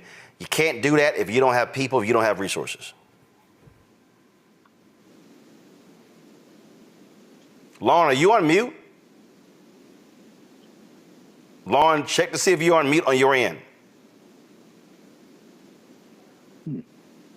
All right. I think something was up with your microphone. Not quite sure what's going on. All right, so y'all let me know. We'll get that figured out what's going on, because we literally cannot hear you at all, Lauren. Let me do this here, y'all. Can I add one more thing, Roland? Yeah. Because I just want to be clear, and that's what people don't seem to understand is there's nothing organic about the way that memes and disinformation is spreading. There's a distinction between disinformation and misinformation. Disinformation is deliberate propaganda spreading of information that you know to be false. Misinformation is just, oops, my bad, I didn't know what I was talking about. There's nothing organic around it. It is supported by algorithms. It is supported by strategic bot farms, troll farms. It is supported by the fact that it is profitable to traffic in these kinds of things that get the people going. And so that's where I am emphasizing the importance of investing, because this is not just a coincidence. There is very much a concerted effort with money behind it to get people to think negatively so that they can be dissuaded and disengaged and stay home. Mm-hmm. All right. We figured out what's going on with Lauren's audio? All right, so y'all let me know when it gets all figured out. Let me go here. Florida Congressman Byron Donalds is still trying to defend his Jim Crow comments. So he was ticked off when Congressman Hakeem Jeffries ripped him in the Biden campaign, posted a 26-second video of him having this conversation. He was being interviewed by Michelle Tafoya about Blacks in the Republican Party. I don't know why in the hell they talking to her, because she ain't black. And so she's absolutely been a hardcore MAGA since leaving the sidelines. And so Byron, so I'm going to read the tweet he posted this. Y'all gonna love this here, because like Derek Johnson of the NAACP criticized him and so many others. He tweeted this: Joe Biden, Representative Jamie Harrison, Derek NAACP are gaslighting Black America. I was talking about Black families, conservative mindsets, and conservative voting. Receipts are a beautiful thing, and don't clip my words to keep lying. I'm watching. Okay, Byron, you watching Roland Martin Unfiltered on the Black Star Network. So we're gonna play your comments. Go. I grew up with my mom. My dad and my mom, things didn't work out. As an adult, I look at my father and I say, bro, I don't know what happened, but you my father and I love you. Wow. I don't know what happened. I wasn't there. Wow. But I'm gonna tell you this, growing up, the one thing I knew I wanted to do, and this is not about my father, this is about what I wanted to do, is I wanted to be a father to myself. Wow. And so one of the things that's actually happening in our culture, which you're now starting to see in our politics, is the reinvigoration of Black families with younger Black men and Black women. And that is also helping to breed the revival of a Black middle class in America. You see, during Jim Crow, the Black family was together. That's right. During Jim Crow, more Black people were not just conservative, because Black people always have been conservative-minded, but more Black people voted conservatively. And then HEW, Lyndon Johnson, and then you go down that road, and now we are where we are. What's happened in America the last 10 years, and I say it because it's my contemporaries, it's Wesley's contemporaries, you're starting to see more Black people be married in homes, raising kids. It's when you home with your wife raising your kids, and then you look at the world, you're saying, now wait a minute, time out. This does not look right. How can I get something to my kids? It goes back to the conversation of generational wealth. Not just having a job, generational wealth. I'm looking at my kids. How can my kids be on my shoulders when they take off in life? That's what's happening.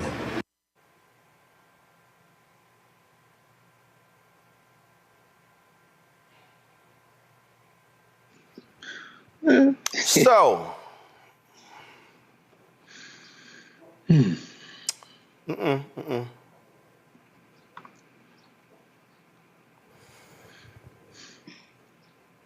So, Byron Donalds, we're seeing a resurgence, a reinvigoration.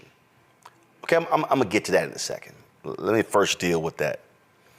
First of all, why are you invoking Jim Crow? Now, if you wanted to say in the 1930s, 40s, 50s, and 60s, it was this, you could have said that. You invoked Jim Crow. Mm-hmm. You, Byron Donalds, gave the impression, you implied, so therefore we inferred that you were saying things were better for the Black family during Jim Crow. That's on your ass. Now, you can't sit here and get pissed off at people because of your choice of words. That's on you. That ain't on us. You didn't have to invoke Jim Crow. And what you then try to imply is that, things for the Black family were stronger during Jim Crow, but then when these liberals came in with these laws that ended Jim Crow, things got worse. That's literally what you were implying. You can't sit here and try to dance around it, because that might work for them other people, but that don't work for me. That's what you did, Byron Donalds. So that's on you. But then Byron Donalds went on to talk about, we're seeing a reinvigoration, marriage and children. Okay. Anthony, go to my iPad.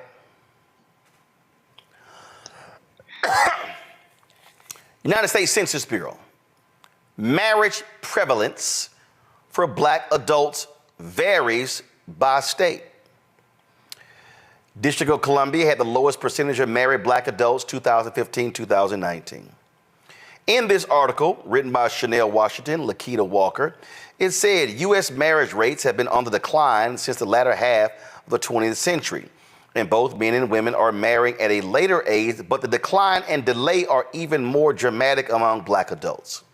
The median age at first marriage has risen for both men and women. In 1970, the median age at first marriage was 23.2 years for men, 20.8 years for women. 50 years later, those figures climbed to 30.5 years and 20.81 years, respectively. Although there have been drastic changes in marriage patterns for all race and Hispanic origin groups, differences have been especially pronounced for non-Hispanic black adults.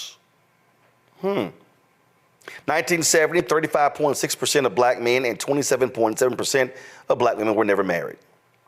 But by 2020, these percentages had jumped to 51.4% for black men and 47.5% for black women. While the percentage of all adults who were never married increased by 7.6 percentage points for men and 7.9 percentage points for women, the corresponding change for black adults was more than double that at 15.8% for men and 19.8% for women. Similarly, the median age at first marriage for black adults increased more dramatically than it did for the overall population. So, Bryon Donalds, you just lied. You have no data to back up what you said. What you just said is literally a lie. This is for 2022. Now, unless there was just some dramatic shift in the last 2 years, like we just had just this influx of COVID marriages, what you're saying is lying. Now, I am not anti-marriage. My parents this month will be married 57 years. Me 20 plus, my brother, my sister, and her husband. Numbers are the numbers.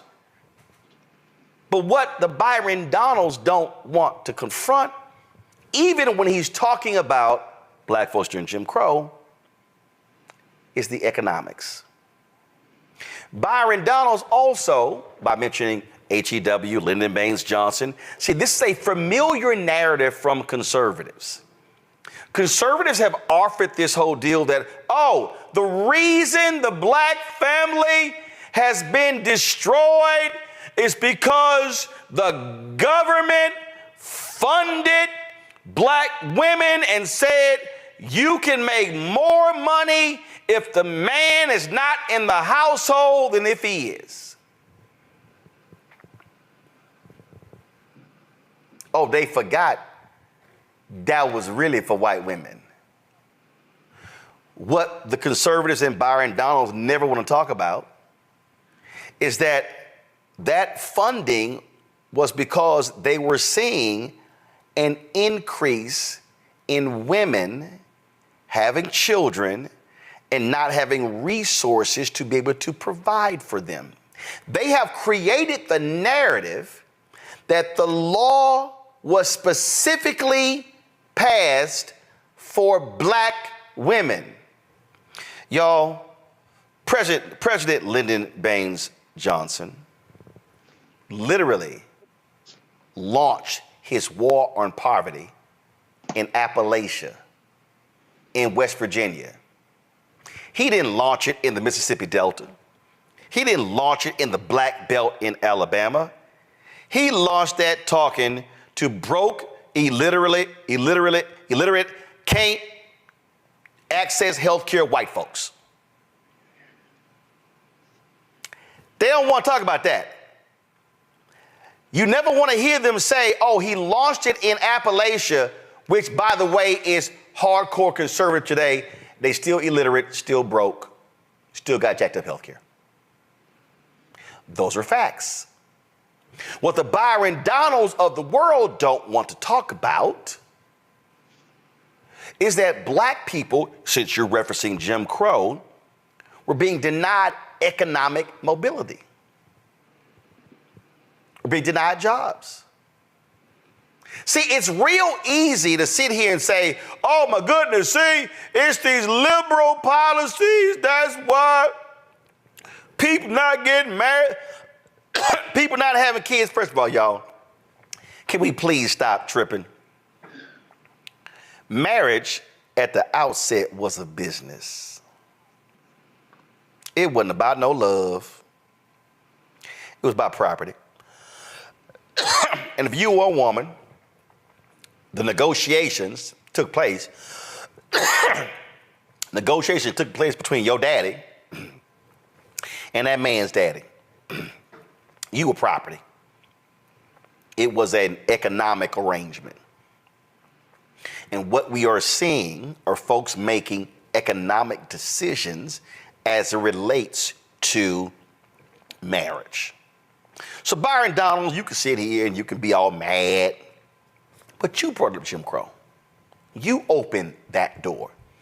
And the moment you open the door by mentioning Jim Crow and how black families were together and we had kids and we loved each other, then you can't ignore the other stuff that was happening outside that home during Jim Crow. And that is why you're getting jacked up. And that is why you don't want to be honest about welfare in America, because that wasn't about black folks. We couldn't access it when FDR put that in place. That was about white women. We talk about free lunch programs. Oh, I'm sorry. That wasn't about us. That was because skinny white boys were being malnourished, and the federal government established eating standards in this country because they said it's a national security issue that we can't recruit folks to serve in the military because they're too skinny. Look it up. Byron Donalds, let me be clear.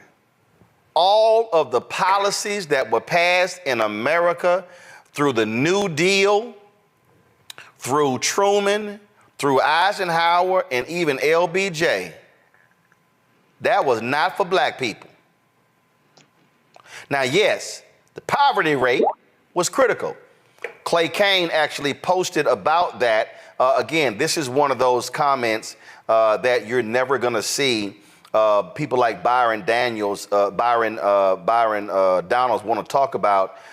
This is what Clay posted. For Byron Donalds to imply the black family was stronger under Jim Crow is a Jim Crow lie. In 1959, the black poverty rate was 55.1%. Jim Crow was hell, not a golden era, which is why black people, regardless if they were Democrat or Republican, fought to end it. This is the poverty rate right here for black individuals. You see right here, y'all, it was in 1959 a high of 55.1%.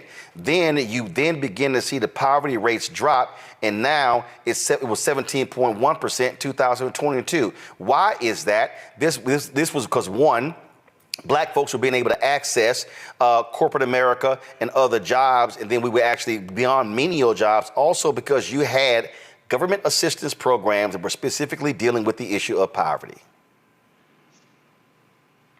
Byron Donalds, what are you voting for when it comes to poverty? What are you voting for? Are you opposing student loan debt relief? Because guess what, Byron Donalds? One of the reasons why a lot of young folks right now are postponing marriage is because they have massive student loan debt. You take a woman with $150,000 in student loan debt. Oh, Byron, by the way, black people have a much higher rate of student loan debt than white people. So if you got a black woman with $150,000 in student loan debt, you got a brother with $100,000 in student loan debt, you got two people with $250,000 in student loan debt. Oh, I'm sorry, your party hates student loan debt relief.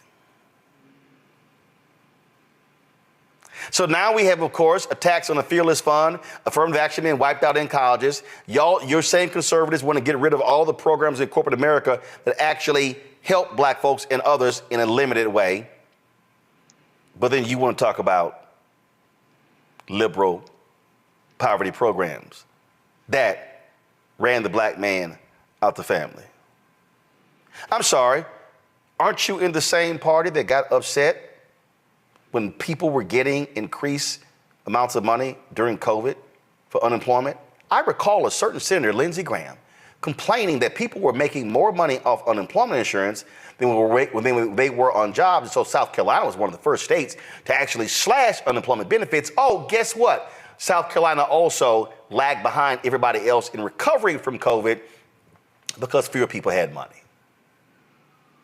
So I want all y'all to understand, when the people like Bryon Donalds loves talking about black folks in the black family and economics, you then need to go to the next level and say, but what is your voting pattern on economics as it relates to individuals and families? Bryon Donalds, let me ask you a question. Did you want to get rid of the child tax credit?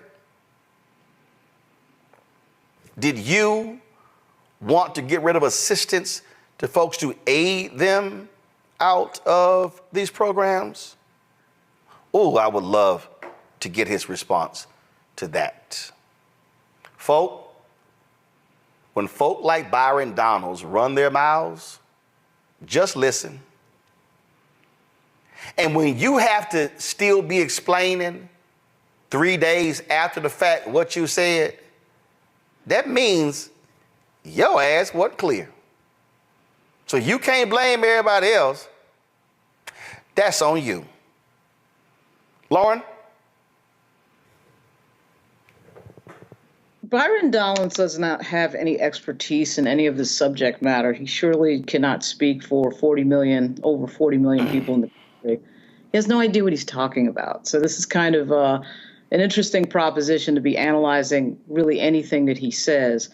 And part of the misinfo, disinfo campaign from the Republican Party is to find black people who will say dumb things like this and put it out there so that they can then reference these dumb things. And, so he's teamed up with Tim Scott and Mark Robinson and all the rest to say these things about black America. And, of course, leaving out things like the war on drugs, the school to prison pipeline, the disproportionate incarceration, the sort of effort in this country to be extremely unjust when it comes to black men and really taking them out of communities in one way or the other. And when you give people felonies, you take away their ability to earn a living. I mean, that is a huge issue that no one talks about. Even Democrats rarely talk about that. So while everybody is so, wanting to talk about these issues, I'm not sure, again, you're right. I don't know why you brought up Jim Crow. But I just think he has absolutely no idea what he's talking about. So it kind of is very hard to analyze somebody that has no idea what they're talking about. But it just sort of fits in line with the usual thing of wanting to blame black people for the things that this country historically has put upon them. That's always their go-to. They never refer to any of the history behind any of the subjugation that has gone on for 400 years in this country. That's why they got all mad at the 1619 Project, bringing those facts up. That's why they're trying to change the teaching of history. And that's why misinfo and disinfo on these subjects is on the rise. That's why they're really trying to create a sort of parallel education system to ignore a lot of these facts, because it can never be the United States. It can never be the history of the United States. It has to be the individuals who are, in fact, in a minority, who have been the victim for over 3 centuries of systematic policy, often built into the law. And, Bryon Donalds is not worth paying that much attention to when it comes to that. I mean, these things are much bigger than him, and he just has no idea what he's talking about.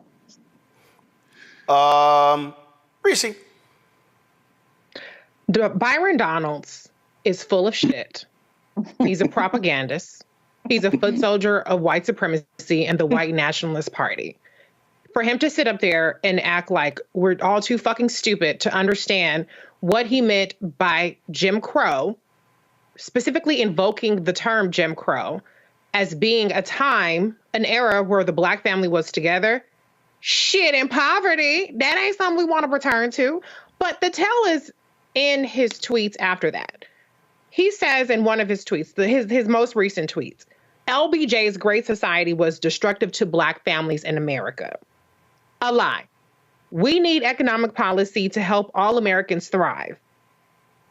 Let me tell you something. For him to say that and refer to LBJ's Great Society as destructive in the same week where MAGA judges have used and weaponized the 1866 Civil Rights Act against a Black woman venture capital fund that only provided $20,000 to the 0.2%, making up 0.2% of the funding that Black women receive, to say that we need an economic policy, to say that he's somehow for that in the same week that this decision came out, and he's spoken nothing about that, no outrage, is ridiculous, and it's gaslighting. What he is doing is deliberately sowing disinformation about the effectiveness of the programs that the Republicans want to undo. They want to do the Reconstruction era civil rights movement. They want to undo the civil rights movement of the 1960s because they don't want us to have jack shit. So if they can put a Black man who is nice and, goatee, whatever, with his fucking cigar and his brandy or cognac, whatever he was doing, maybe it was 50 cents cognac, and sit up there and tell people that the policies that actually led to drastically cutting Black poverty down from 55%, 17% is still too high, that led to increased health care. Medicare was a big push for that.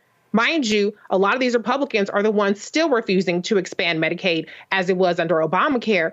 It's just disgusting, despicable behavior. We're not stupid, Byron Donalds. We see right through you. Unfortunately for us, though, he's picked a good time to be a propagandist, him and Tim Scott and all these other Black Republican grifters, because people are beyond low information voters. They are very susceptible to this kind of disinformation. And while they're doing that, the Edward Blooms and the Republicans are marching right along, undoing all of the gains that have been made because of programs like the Great Society. So don't sit up there and patronize us and try to act like you're the victim. And to the mainstream media that continues to platform him under the guise of having a discussion and trying to challenge him, but what you're doing is you're allowing him to perpetuate this disinformation. Y'all need to think twice about this shit too.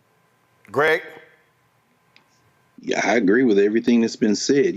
Byron Donalds has benefited from the policies pushed by the very party that he is attacking now. When he was down there at FAM, and I know that all the rattlers out there are relieved that Byron Donalds transferred to Florida State from Florida A&M, so that they don't have to claim his funky ass. But whether it be the check case, that theft case back in 2000, or the marijuana possession case, the kind of things that almost tripped him up as a young man. But the state of Florida, perhaps less conservative than it is now, had diversion programs in place so that he could actually, unlike his master, his lord and master Donald Trump, who's now a convicted felon who can't vote in the state of Florida, but Byron Donalds had a path forward. It's interesting, Roland, you, of course, just walked us beautifully through the history of Lyndon Johnson's War on Poverty, which kicked off, of course, in 1964. That was the same year of a Supreme Court case, McLaughlin versus Florida.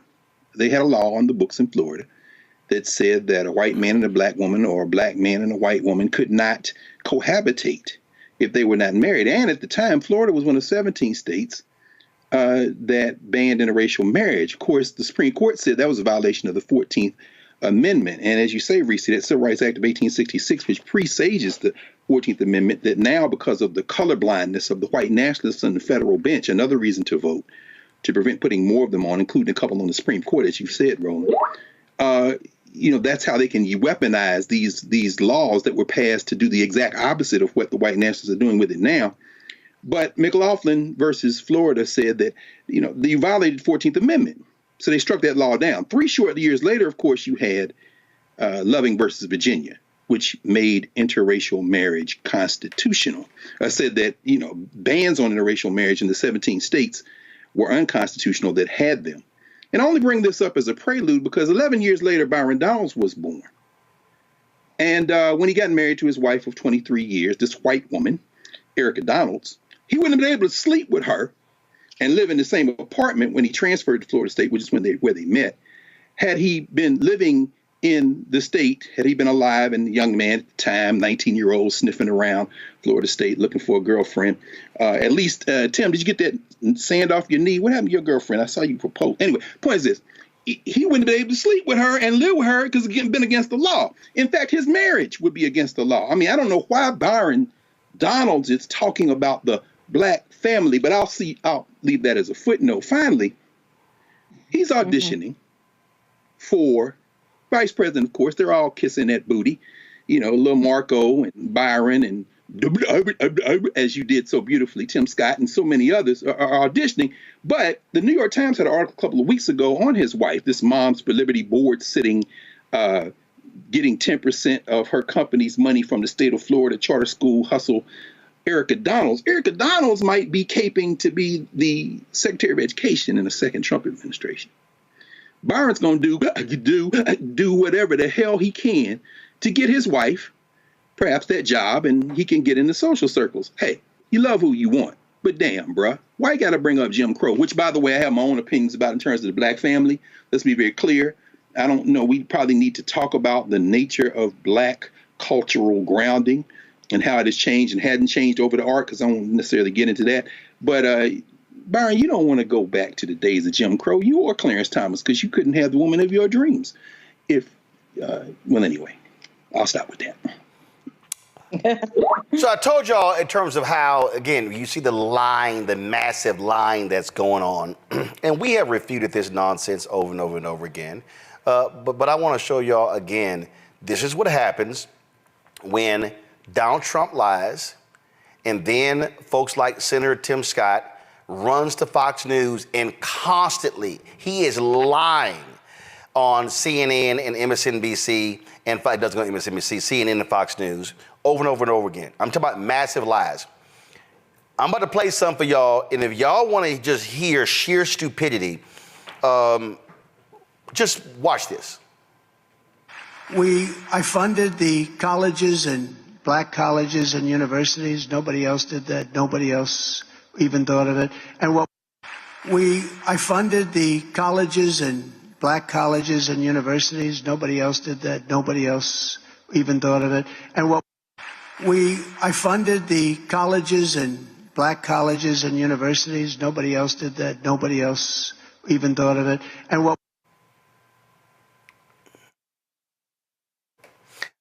Kimbrough put this tweet out. It's past time for all HBCU supporters to push back on this narrative. HBCUs have received federal funding since 1966. This is the graphic that Walter posted. This is Title III funding from 1966 through 1997. Y'all, these are the facts. Now, let me explain to y'all what you have going on here. The lie that Donald Trump keeps promoting. First, it was a $250 million program that first happened under President George W. Bush. It was continued under President Barack Obama. Actually, it expired. They actually reauthorized it. Now, it's a $250 million program. Now, here's what's interesting, folks. Again, people don't want to deal with.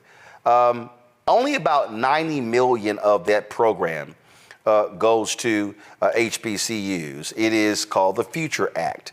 The additional money goes to Hispanic serving institutions, okay? That's what it is, okay? The Trump folks zeroed the program out in their budget, meaning they ended it. It was Congresswoman Alma Adams, Congressman Bobby Scott, and Democrats who said, no, we putting this back in. Fought for it. When it went over to the Senate, they filibustered it. Senator Lamar Alexander of Tennessee, and then Representative Adams, Representative Scott, and others were pressing them. When the HBCU presidents had their meetings here in D.C., and when he brought them to the White House, remember the whole photo, they all standing behind him, and Kellyanne Conway with her little country ass, shoes off, knees all in the Oval Office couch on her phone. They said, we need to push this particular bill. Then he goes, a win. So, let me get involved in this. And so what he then did was he then tried to claim that he was the one who came up with it. It wouldn't have happened without him. So I don't know what we are to do. Y'all, Anthony, go to my iPad. Y'all see this right here? HR 5363, who the sponsor is, right here. Committees, House Education and Labor. who's the chair of that subcommittee, Congressman Bobby Scott. Y'all, that's what happened. Donald Trump is lying. Tim Scott is lying. And anybody else who's out here talking about, how Trump was a savior to black people. And you notice they never, ever give a number. Donald Trump has done more funding. This is Tim Scott. Donald Trump funded black colleges more than anybody else. And you never hear Margaret Brennan. You don't even hear Abby Phillips. You don't hear any of these people saying, Senator, can you give me the number? Can you tell me how much HBCUs received in funding under the Trump administration? You never hear them ask that question because they're not well versed on these topics. Well, there's a weird sort of agreement, too, of just not wanting to counter these people or have sort of this sort of both sides thing that it's going on, where the media, instead of protecting the truth, lets these people say this stuff over and over again. Because they don't know jack. Let's be real clear, Lauren. They don't know jack about HBCUs. They don't. Even the black people on mainstream television, they don't. But really, also on top of that, I mean, remember when everybody was tied up in knots 4 or 5 years ago over whether or not we should use the word liar when it came to... Oh, yeah, I remember. Liar. Should we use the word liar? That entire ridiculous conversation. And what they were doing was getting on national television and repeating lies over and over again, knowing that that would platform it, and knowing that about 60 or 70% of the audience was going to believe it. Until finally the media started to wake up. But yeah, to your point, they don't know anything about HBCU funding. So that's the other problem. You know, but it's amazing to me the extent to which straight up lying gets routinely platformed on national TV. It happens all the time.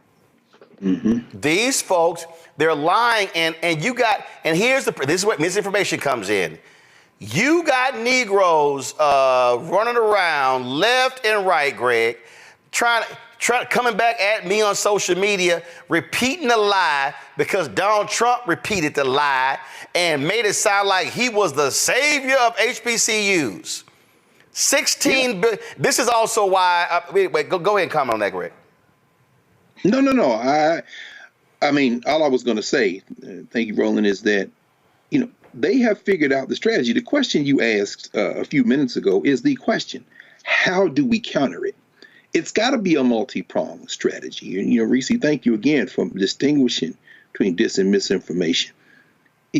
Trump has figured it out. Let's just take our hat off to him. It doesn't matter whether it happened. You just have to. The fool said a couple of days ago he never said lock her up. It doesn't matter. The Roots picnic was this past weekend in Philly. And back in February, when Sexy Red was added to the lineup for the Roots picnic, Questlove defended it, said, we want to have diversity. Yeah, people listen to Sexy Red just like they listen to 50 Cent, just like they listen to other people stupidly, Lil Wayne and them coming around, talking crazy. Sexy Red. Oh yeah, man, Trump was giving out them checks. The challenge is, how do you counter foolishness? How do you counter lies? You counter them with facts. You counter them with doing what you're doing right now, what we're doing right here, but you also counter it by creating a narrative that is very clear and that not only says we have a clear choice coming up in this upcoming election, but that I really think this. We need to start narrating this not only in terms of the right and the left and Democrats, Republicans, and fascism, good versus evil. I mean, black folk gonna go spend their money on a Tyler Perry movie, gonna watch every possible iteration of 50 Cent's pathology stuff on Stars and all this kind of stuff, and people generally like good guys and bad guys. You can't counter a straight liar who will look you in the face and say anything. It's just like when we were children. Somebody breaks something and one sibling come in and say, I didn't do it. The other sibling says, I got evidence. But if you get into too big of a back and forth with the one who's telling a bold-faced lie, both of y'all take an L. At some point, you got to decide that this is a bright line. And when you have the courage of your convictions, you were not going to stop them from lying, but you can back people up off of you with the simple fact that no, we got to do. I mean, it's done here, but it ain't gonna. It's not just about a matter of fact. He know he lying. He knows he's lying.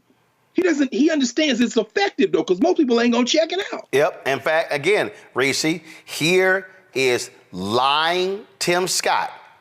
This is This ain't even, this your opinion. No, this right here is Senator Tim Scott lying on Fox News. Listen. Who's the president who brought the most money in for historically black colleges and universities? Donald Trump. Straight ass lie. Just like straight lie. I'm gonna watch this here. Listen to this here. This is another conversation on Fox News. I think the Biden team needs to make a positive case for what they're doing. Investment in HBCUs. He just had a bunch of them to the White House, of their leaders recently. A lot of employment opportunities for Black Americans. They have a positive story to tell. I also think they do need to draw the contrast with Trump. The way he talked about Black Lives Matter, the Central Park Five, those are real things Donald Trump has said. There's a story out today about Trump's very...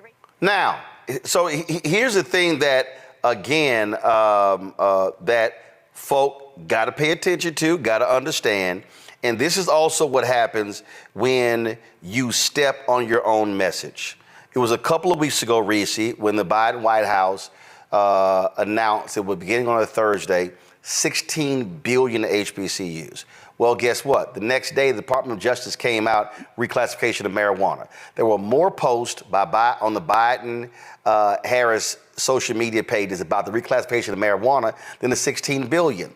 I then went to, and remember, we had Cameron Trimble, who used to work at the White House at the digital operation, on the show, and he was talking about, he said, I'm sure the information is on all of the HBCU Instagram pages. I pulled them up.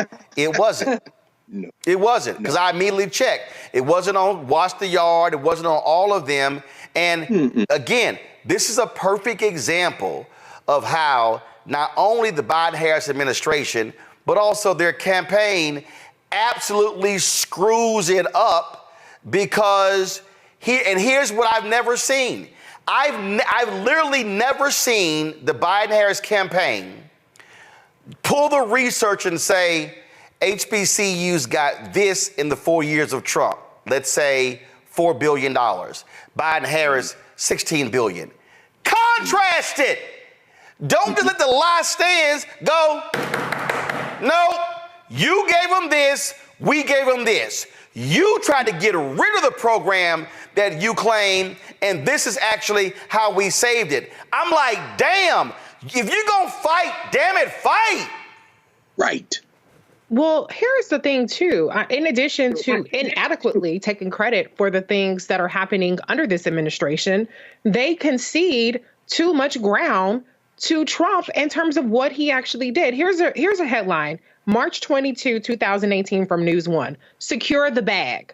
Kamala Harris helps get millions for HBCUs. A funding increase was included in the Senate's omnibus spending bill. This was something that I talked about so many times as an advocate for Kamala Harris. It was a 14% increase in the Senate omnibus. Be clear. I know we talk a lot about what Congresswoman Alma Adams did, but Vice President Kamala Harris, then Senator Kamala Harris, and Tim Scott was her colleague, he would know this, was in the Senate securing additional funding for HBCUs as well. I remember during COVID where she secured $5 million for Howard. They have a hospital and a medical school, and she got into a Marco Rubio because he was like, why are they getting $5 million? And so she did so much work. And Democrats, remember, there was a time under the Trump administration where the Democrats had the House. They don't do enough to counter the fact that a lot of the things that Trump wants to take credit for were actually spearheaded and a result of the Democratic majority in the House and through advocacy and actions that were done through senators. And so they have a winning story to tell under the Biden-Harris administration, $16 billion for HBCUs. It's not even including the things that they did around HBCU safety grants. They're constantly bringing in HBCU presidents, the Divine Nine presidents, and all these other Black organizations. And then it's crickets about it. I mean, you can't just post a picture on your Instagram or on your Twitter and then leave it alone. They let these stories become a 1 hour, 2 hour story as opposed to being incorporated into their greater disciplined messaging strategy. And so that's where they continue to fall short. And unfortunately, the other side is very smart. Trump, he had the Trump Platinum Plan, which was bullshit, but he knew how to message it. He'll say HBCUs. He don't give a damn about HBCUs, but they know how to message it. Well, in fact, constantly invoke. In fact, this person, somebody named Andre Johnson, who is a professor of communications, also is an author. He put this tweet up. He said, the reason why folks think Trump gave more money to HBCUs was because of this photo. The photo speaks volumes. So what is the moral of the story? And so here you go. So this is what he did. It was stagecraft. What he did was brought him to the Oval Office. Look at all the folks sitting here. Not everybody sitting here, skinning and grinning in this photo. But that's the whole deal. You brought them all in the Oval Office and gave the impression, oh, I just love y'all, when he was really trying to slit their throats until Congresswoman Alma Adams, Congressman Bobby Scott said, no, we're not going to let that happen. Well, you saw the photograph. Hold on. Greg, then Reese, then Lauren. Go. Just very quickly. You saw the photograph there. You saw who was standing right there to our left, his right. And that was, of course, the president of Tennessee State, who has been deposed by the white nationalist legislature there, and they flipped the board. That's President Glenda Baskin Glover. She is not a Trump supporter. She's behind the cotton curtain. The president of the United States calls. And I just want to wrap this up with my little comment, and I'll get out of your way, Reese, with going back to where you started tonight's show, with a federal intervention, calling for a federal intervention in the rogue white nationalist state of Texas. The same thing happens with higher education. Right now in Mississippi, they're going to go after several HBCUs again. Valley is under the threat. They're going to keep digging at Jackson State. In a second term, what we need to hear from Biden-Harris is not only what they've accomplished, which is very important, but what they're going to do next. All of the money that is owed the HBCUs, it's time to go to court now. And it's time for you to put that in your stump speeches when you travel through the South. It's time. The vice president can't do that. The president's going to have to green light that. Y'all need to get off the fence chasing these three toothless white voters and decide whether you want to win this election or not. And that's going to require some debts that are going to be paid forward when you win in November, if you want people to come out. And one of those debts, as it relates to HBCUs, is going after these white legislatures who have made a blood oath to destroy black colleges behind the cotton curtain in the neo-Jim Crow South, including Mr. Donald's almost alma mater, FAMU. We've got to be aggressive now on what you're going to do going forward, tied to what you've already done. At least that's my opinion. Reese. Yeah, I agree. I completely agree with Dr. Carr. You have to take credit, but you have to contrast. I mean, look at what Trump did. I did this. Nobody else did it before me. Nobody else thought about it until I did it. He's always contrasting when he takes credit. Too often, this administration and their messaging, they don't contrast between what they've done and what the other side is doing. Like to Dr. Carr's point said, when they're talking about the HBCU funding and the support they have, they need to be contrasting to what the Republican governors are doing across the states when it comes to HBCUs, as well as to these DEI departments that are being dismantled. I haven't heard enough about outrage around that. Whole departments being shut down in the state of Texas and in the state of Florida. So until they really wrap their minds and their messaging around the fact that you can't just put it in a meme that's $16 billion in big font, you have to learn how to talk and message and contrast, and do that with a disciplined, relentless manner, not just you, but your surrogates who are on TV, that are on the radio, that are on the Roland Martin filters, et cetera. If you value them enough to send them here, then you're going to continue to be losing to a very simple message. Donald Trump did all this stuff for black people when it isn't even true. Lauren? So I think that to get back to the photo that you put up there, Roland, I was actually there that day in the Oval Office when that happened. And it's kind of like what just happened to 50 Cent yesterday. You know, he comes in there with a substantive issue and it's all blown away because he takes a picture with Lauren Boebert, you know, and that is generally what happens in this media. Yeah, so first of all, so the photo. This was the other angle. This was the Kellyanne Conway photo I was telling you about. Right. And then it was all imaging right there. And to your point, about the 50 Cent, we find that because I commented on this here. And so he decided to post his photo with Boebert, which I'm like, So first of all, again, to your point, here's a photo of 50 Cent all smiling. Congressman Steve Scalise, Republican Majority Leader, Louisiana. He puts boom. He puts that. Then here's the photo. Lauren Boebert, Colorado Republican, making the White House look good. That's what 50 Cent posted about her. And then Speaker of the House, Mike Johnson, my fellow Shreveport friend, said he is happy to see me making things happen, creating lots of jobs. Go ahead, Lauren. Yeah, so as you can see from that photo array that you just put together, he met with a bunch of members, Democrat and Republican, right? So you've got to be, of course, sophisticated about what is likely to happen when you are trying to advocate for an issue and you're black in this country and you meet with a bunch of Republicans who clearly don't care about that issue. And I asked them at the press conference, and Ben Crump answered, what exactly did you guys talk about with the speaker when it came to black economic empowerment? What exactly did the speaker have to say about that? And I take it from Ben's answer that the answer was pretty much nothing. Okay, so there's that issue. The other thing is, and it kind of makes me think something Reese said about, the way that the White House packages their information. I mean, we do have to remember that we live in an era where the media is completely changing into something else. Their business model is failing, and their desperation to get traffic and to get people paying attention is wrapped up in the fact that, they are giving us things that are not important because they know that drives traffic. So when the administration puts out important information, the struggle becomes getting this version of the media to actually broadcast it, which I think is a really big struggle that is not necessarily their fault, even though, yes, they could do better, certainly, with the short-term information platforms like TikTok and Instagram, and I'm totally in agreement with that. But one of the things that I keep seeing with this media, particularly these bigger platforms, the Post, the New York Times, et cetera, they're not necessarily interested in anything that doesn't drive traffic. And so there's a collision between important information and driving traffic.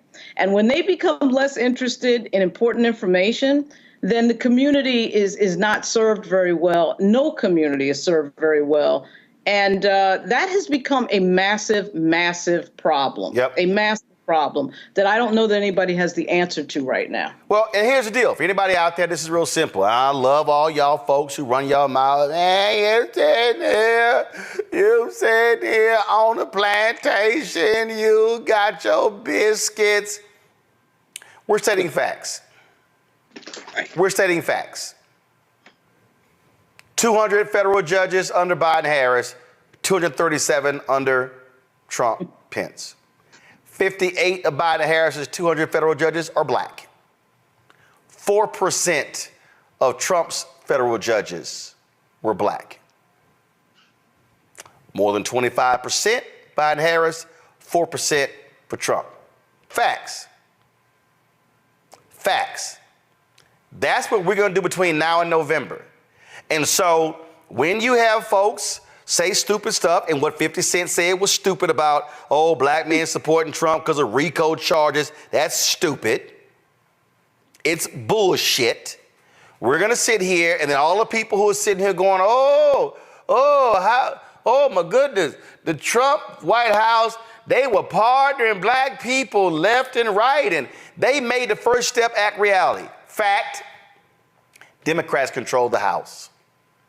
Congressman Hakeem Jeffries, Congresswoman Sheila Jackson Lee, Congressman Cedric Richmond, they were driving that. It passed the House. When it went to the Senate, Republicans control, guess what? Senator Dick Durbin, Senator Kamala Harris, even Senator Chuck Grassley said, bill ain't good enough, make it better. Then it was improved.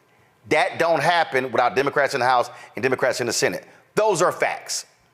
So if y'all want to give Trump credit for the First Step Act because he signed it, that's like giving Ronald Reagan credit for MLK's birthday when he opposed it the entire time, but he was forced to sign it. These are facts. That's right. They're undeniable facts. And I need y'all out there telling your family members and telling your friends who keep believing the bullshit And even when it comes to student loan debt, facts. Republicans hate student loan debt relief. They don't like the fact that 5 million Americans have seen $167 billion in student loan debt relief. They don't like it. Those are facts. And so we're going to have a 2024 conversation between an 81-year-old Joe Biden and a 77-year-old Donald Trump about black people. Then we're going to have a conversation about facts. One pattern and practice investigation in the Trump DOJ. Attorney General Sessions, Attorney General Barr said we're pulling back on investigating police because they feel uncomfortable. 10 under Biden, Harris, and cops have actually been sent to prison for their actions. Facts. If we're going to talk about black facts, we're going to talk about black facts. And let me be real clear, Senator Tim Scott and Congressman Byron Donalds and Congressman Burgess Owens and Congressman John James and Congressman Wesley Hunt.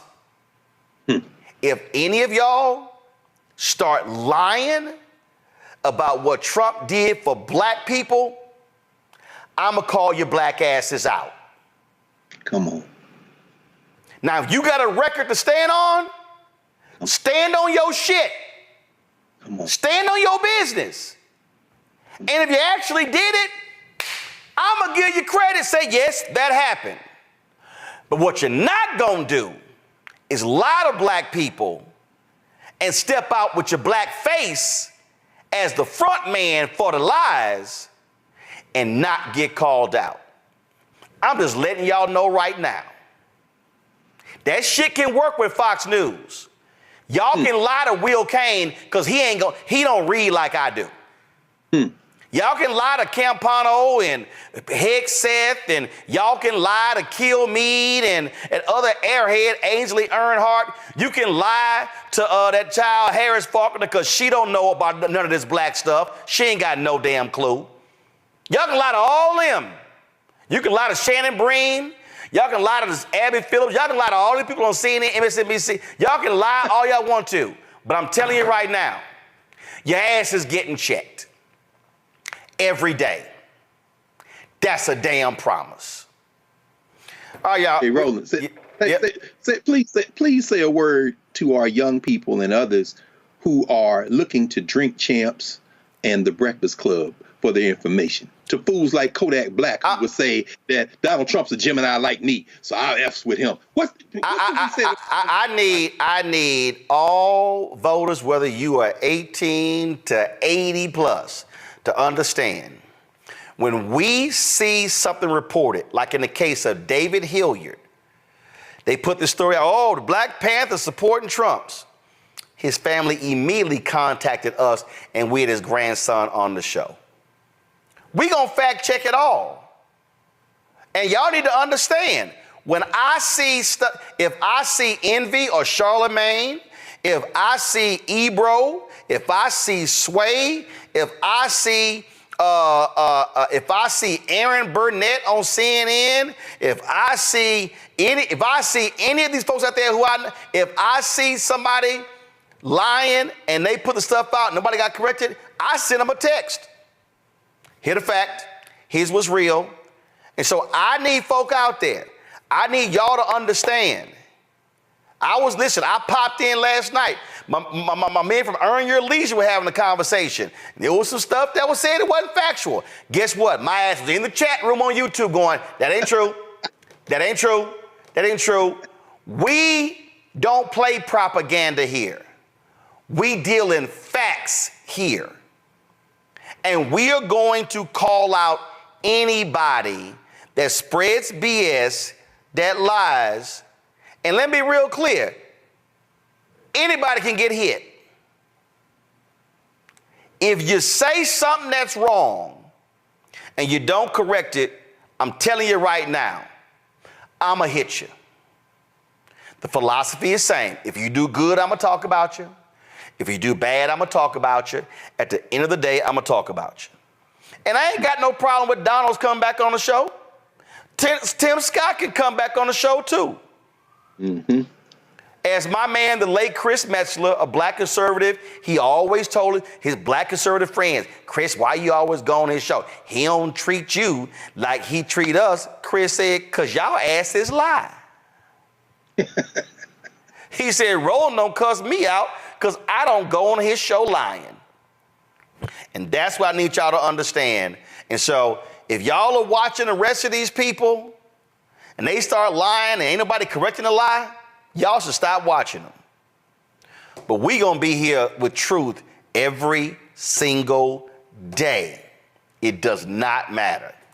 Lauren, Reese, Greg, I appreciate it. Y'all, I'm gonna talk about the Steve Harvey Golf Tournament tomorrow with that particular video. Some other stories we didn't get to as well because we added some stuff. So this is how we gonna roll, y'all. Oh, by the way, did y'all see, Reese, Greg, and Lauren, did y'all see Dave Rubin post this? It was last week. He posted some video challenging, let me find this real quick. Last week, he posted some video and he was, he was like, all in, he was feeling himself.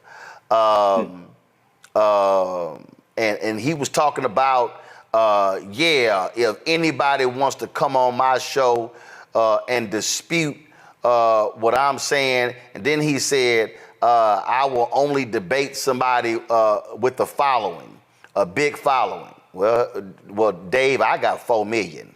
So you ain't gonna find that many other people, Dave, with a bigger following than me. And then my followers jumped. I raised my hand. Just like when that punk ass Brandon Tatum said, I debate anybody on George Floyd. I was like Bernie Mac. I was jumping. That punk ass never called. So Dave Rubin, where you at? Where you at? You said you will only debate somebody with a following. Okay, Dave, where you at? I'll go on your show. But we gonna simulcast it because guess what? Don't think for a second, and then it's gonna be live. But I just wanna let y'all know, I ain't scared of none of these people. Y'all need to understand there's a reason why Fox News don't call me. There's a reason why, hell, even some of these progressive folks don't wanna call because they don't wanna handle that heat. I'm telling y'all right now, the way you deal with these right-wing, crazed, deranged MAGA people is you ignore what Michelle Obama said. You bust their ass. Bust their ass every single time. They lie, you bust their ass. They keep lying, you bust their ass again. That need to be on a t-shirt. That's right. That need to be on a t-shirt. When you lie, we gonna beat that ass. That's what I'm telling y'all. That's the only way, because to all y'all, I'm telling you, the amount of lying is going to quadruple between now and November. Absolutely. And we got to swing on them at every chance we can. Somebody in the chat goes, y'all leave Michelle alone. No, she said when they go low, we go high. Hell no. When they go low, we go lower. We go. Matter of fact, I just want y'all to all know. Ask any wrestler, how do you win when you wrestling? You gain leverage when you go lower. You ain't never seen somebody win wrestling fighting with the shoulders. When you get their ass by the thighs and the waist, then you can take them down. Some of y'all gonna get that by tomorrow morning. All right, I appreciate it, folks. Thanks a bunch. I'll see y'all later. We gonna keep doing what we do. Folks, don't forget, support us in what we do. Y'all know how we roll. We gonna bring the funk every single day. Don't matter who you are, we gonna hit you. And so we want y'all to support what we do. So please join our Bring the Funk fan club. Send your check and money order. P.O. Box 57196, Washington, D.C. 20037-0196. Cash App, $RM Unfiltered. PayPal, R Martin Unfiltered. Venmo is RM Unfiltered. Zelle, Roland at RolandSMartin.com. Roland at RolandMartinUnfiltered.com. Download the Black Star Network app. Y'all, we at like 80, we should be at 100,000 downloads easy. Download an Apple phone, Android phone, Apple TV, Android TV, Roku, Amazon Fire TV, Xbox One, Samsung Smart TV. Be sure to get my book, White Fear, How the Browning of America is Making White Folks Lose Their Mind, available at bookstores nationwide. Get the audio version on Audible. All right, folks, I got to go. I'm going to see y'all tomorrow. Y'all know how we do it. Holla! Black Star Network is here. Oh, no punch! I'm real revolutionary right now. Thank you for being the voice of Black America. All momentum we have now, we have to keep this going. The video looks phenomenal. See, there's a difference between Black Star Network and Black-owned media and something like CNN. You can't be Black-owned media and be scared. It's time to be smart. Bring your eyeballs home. You dig?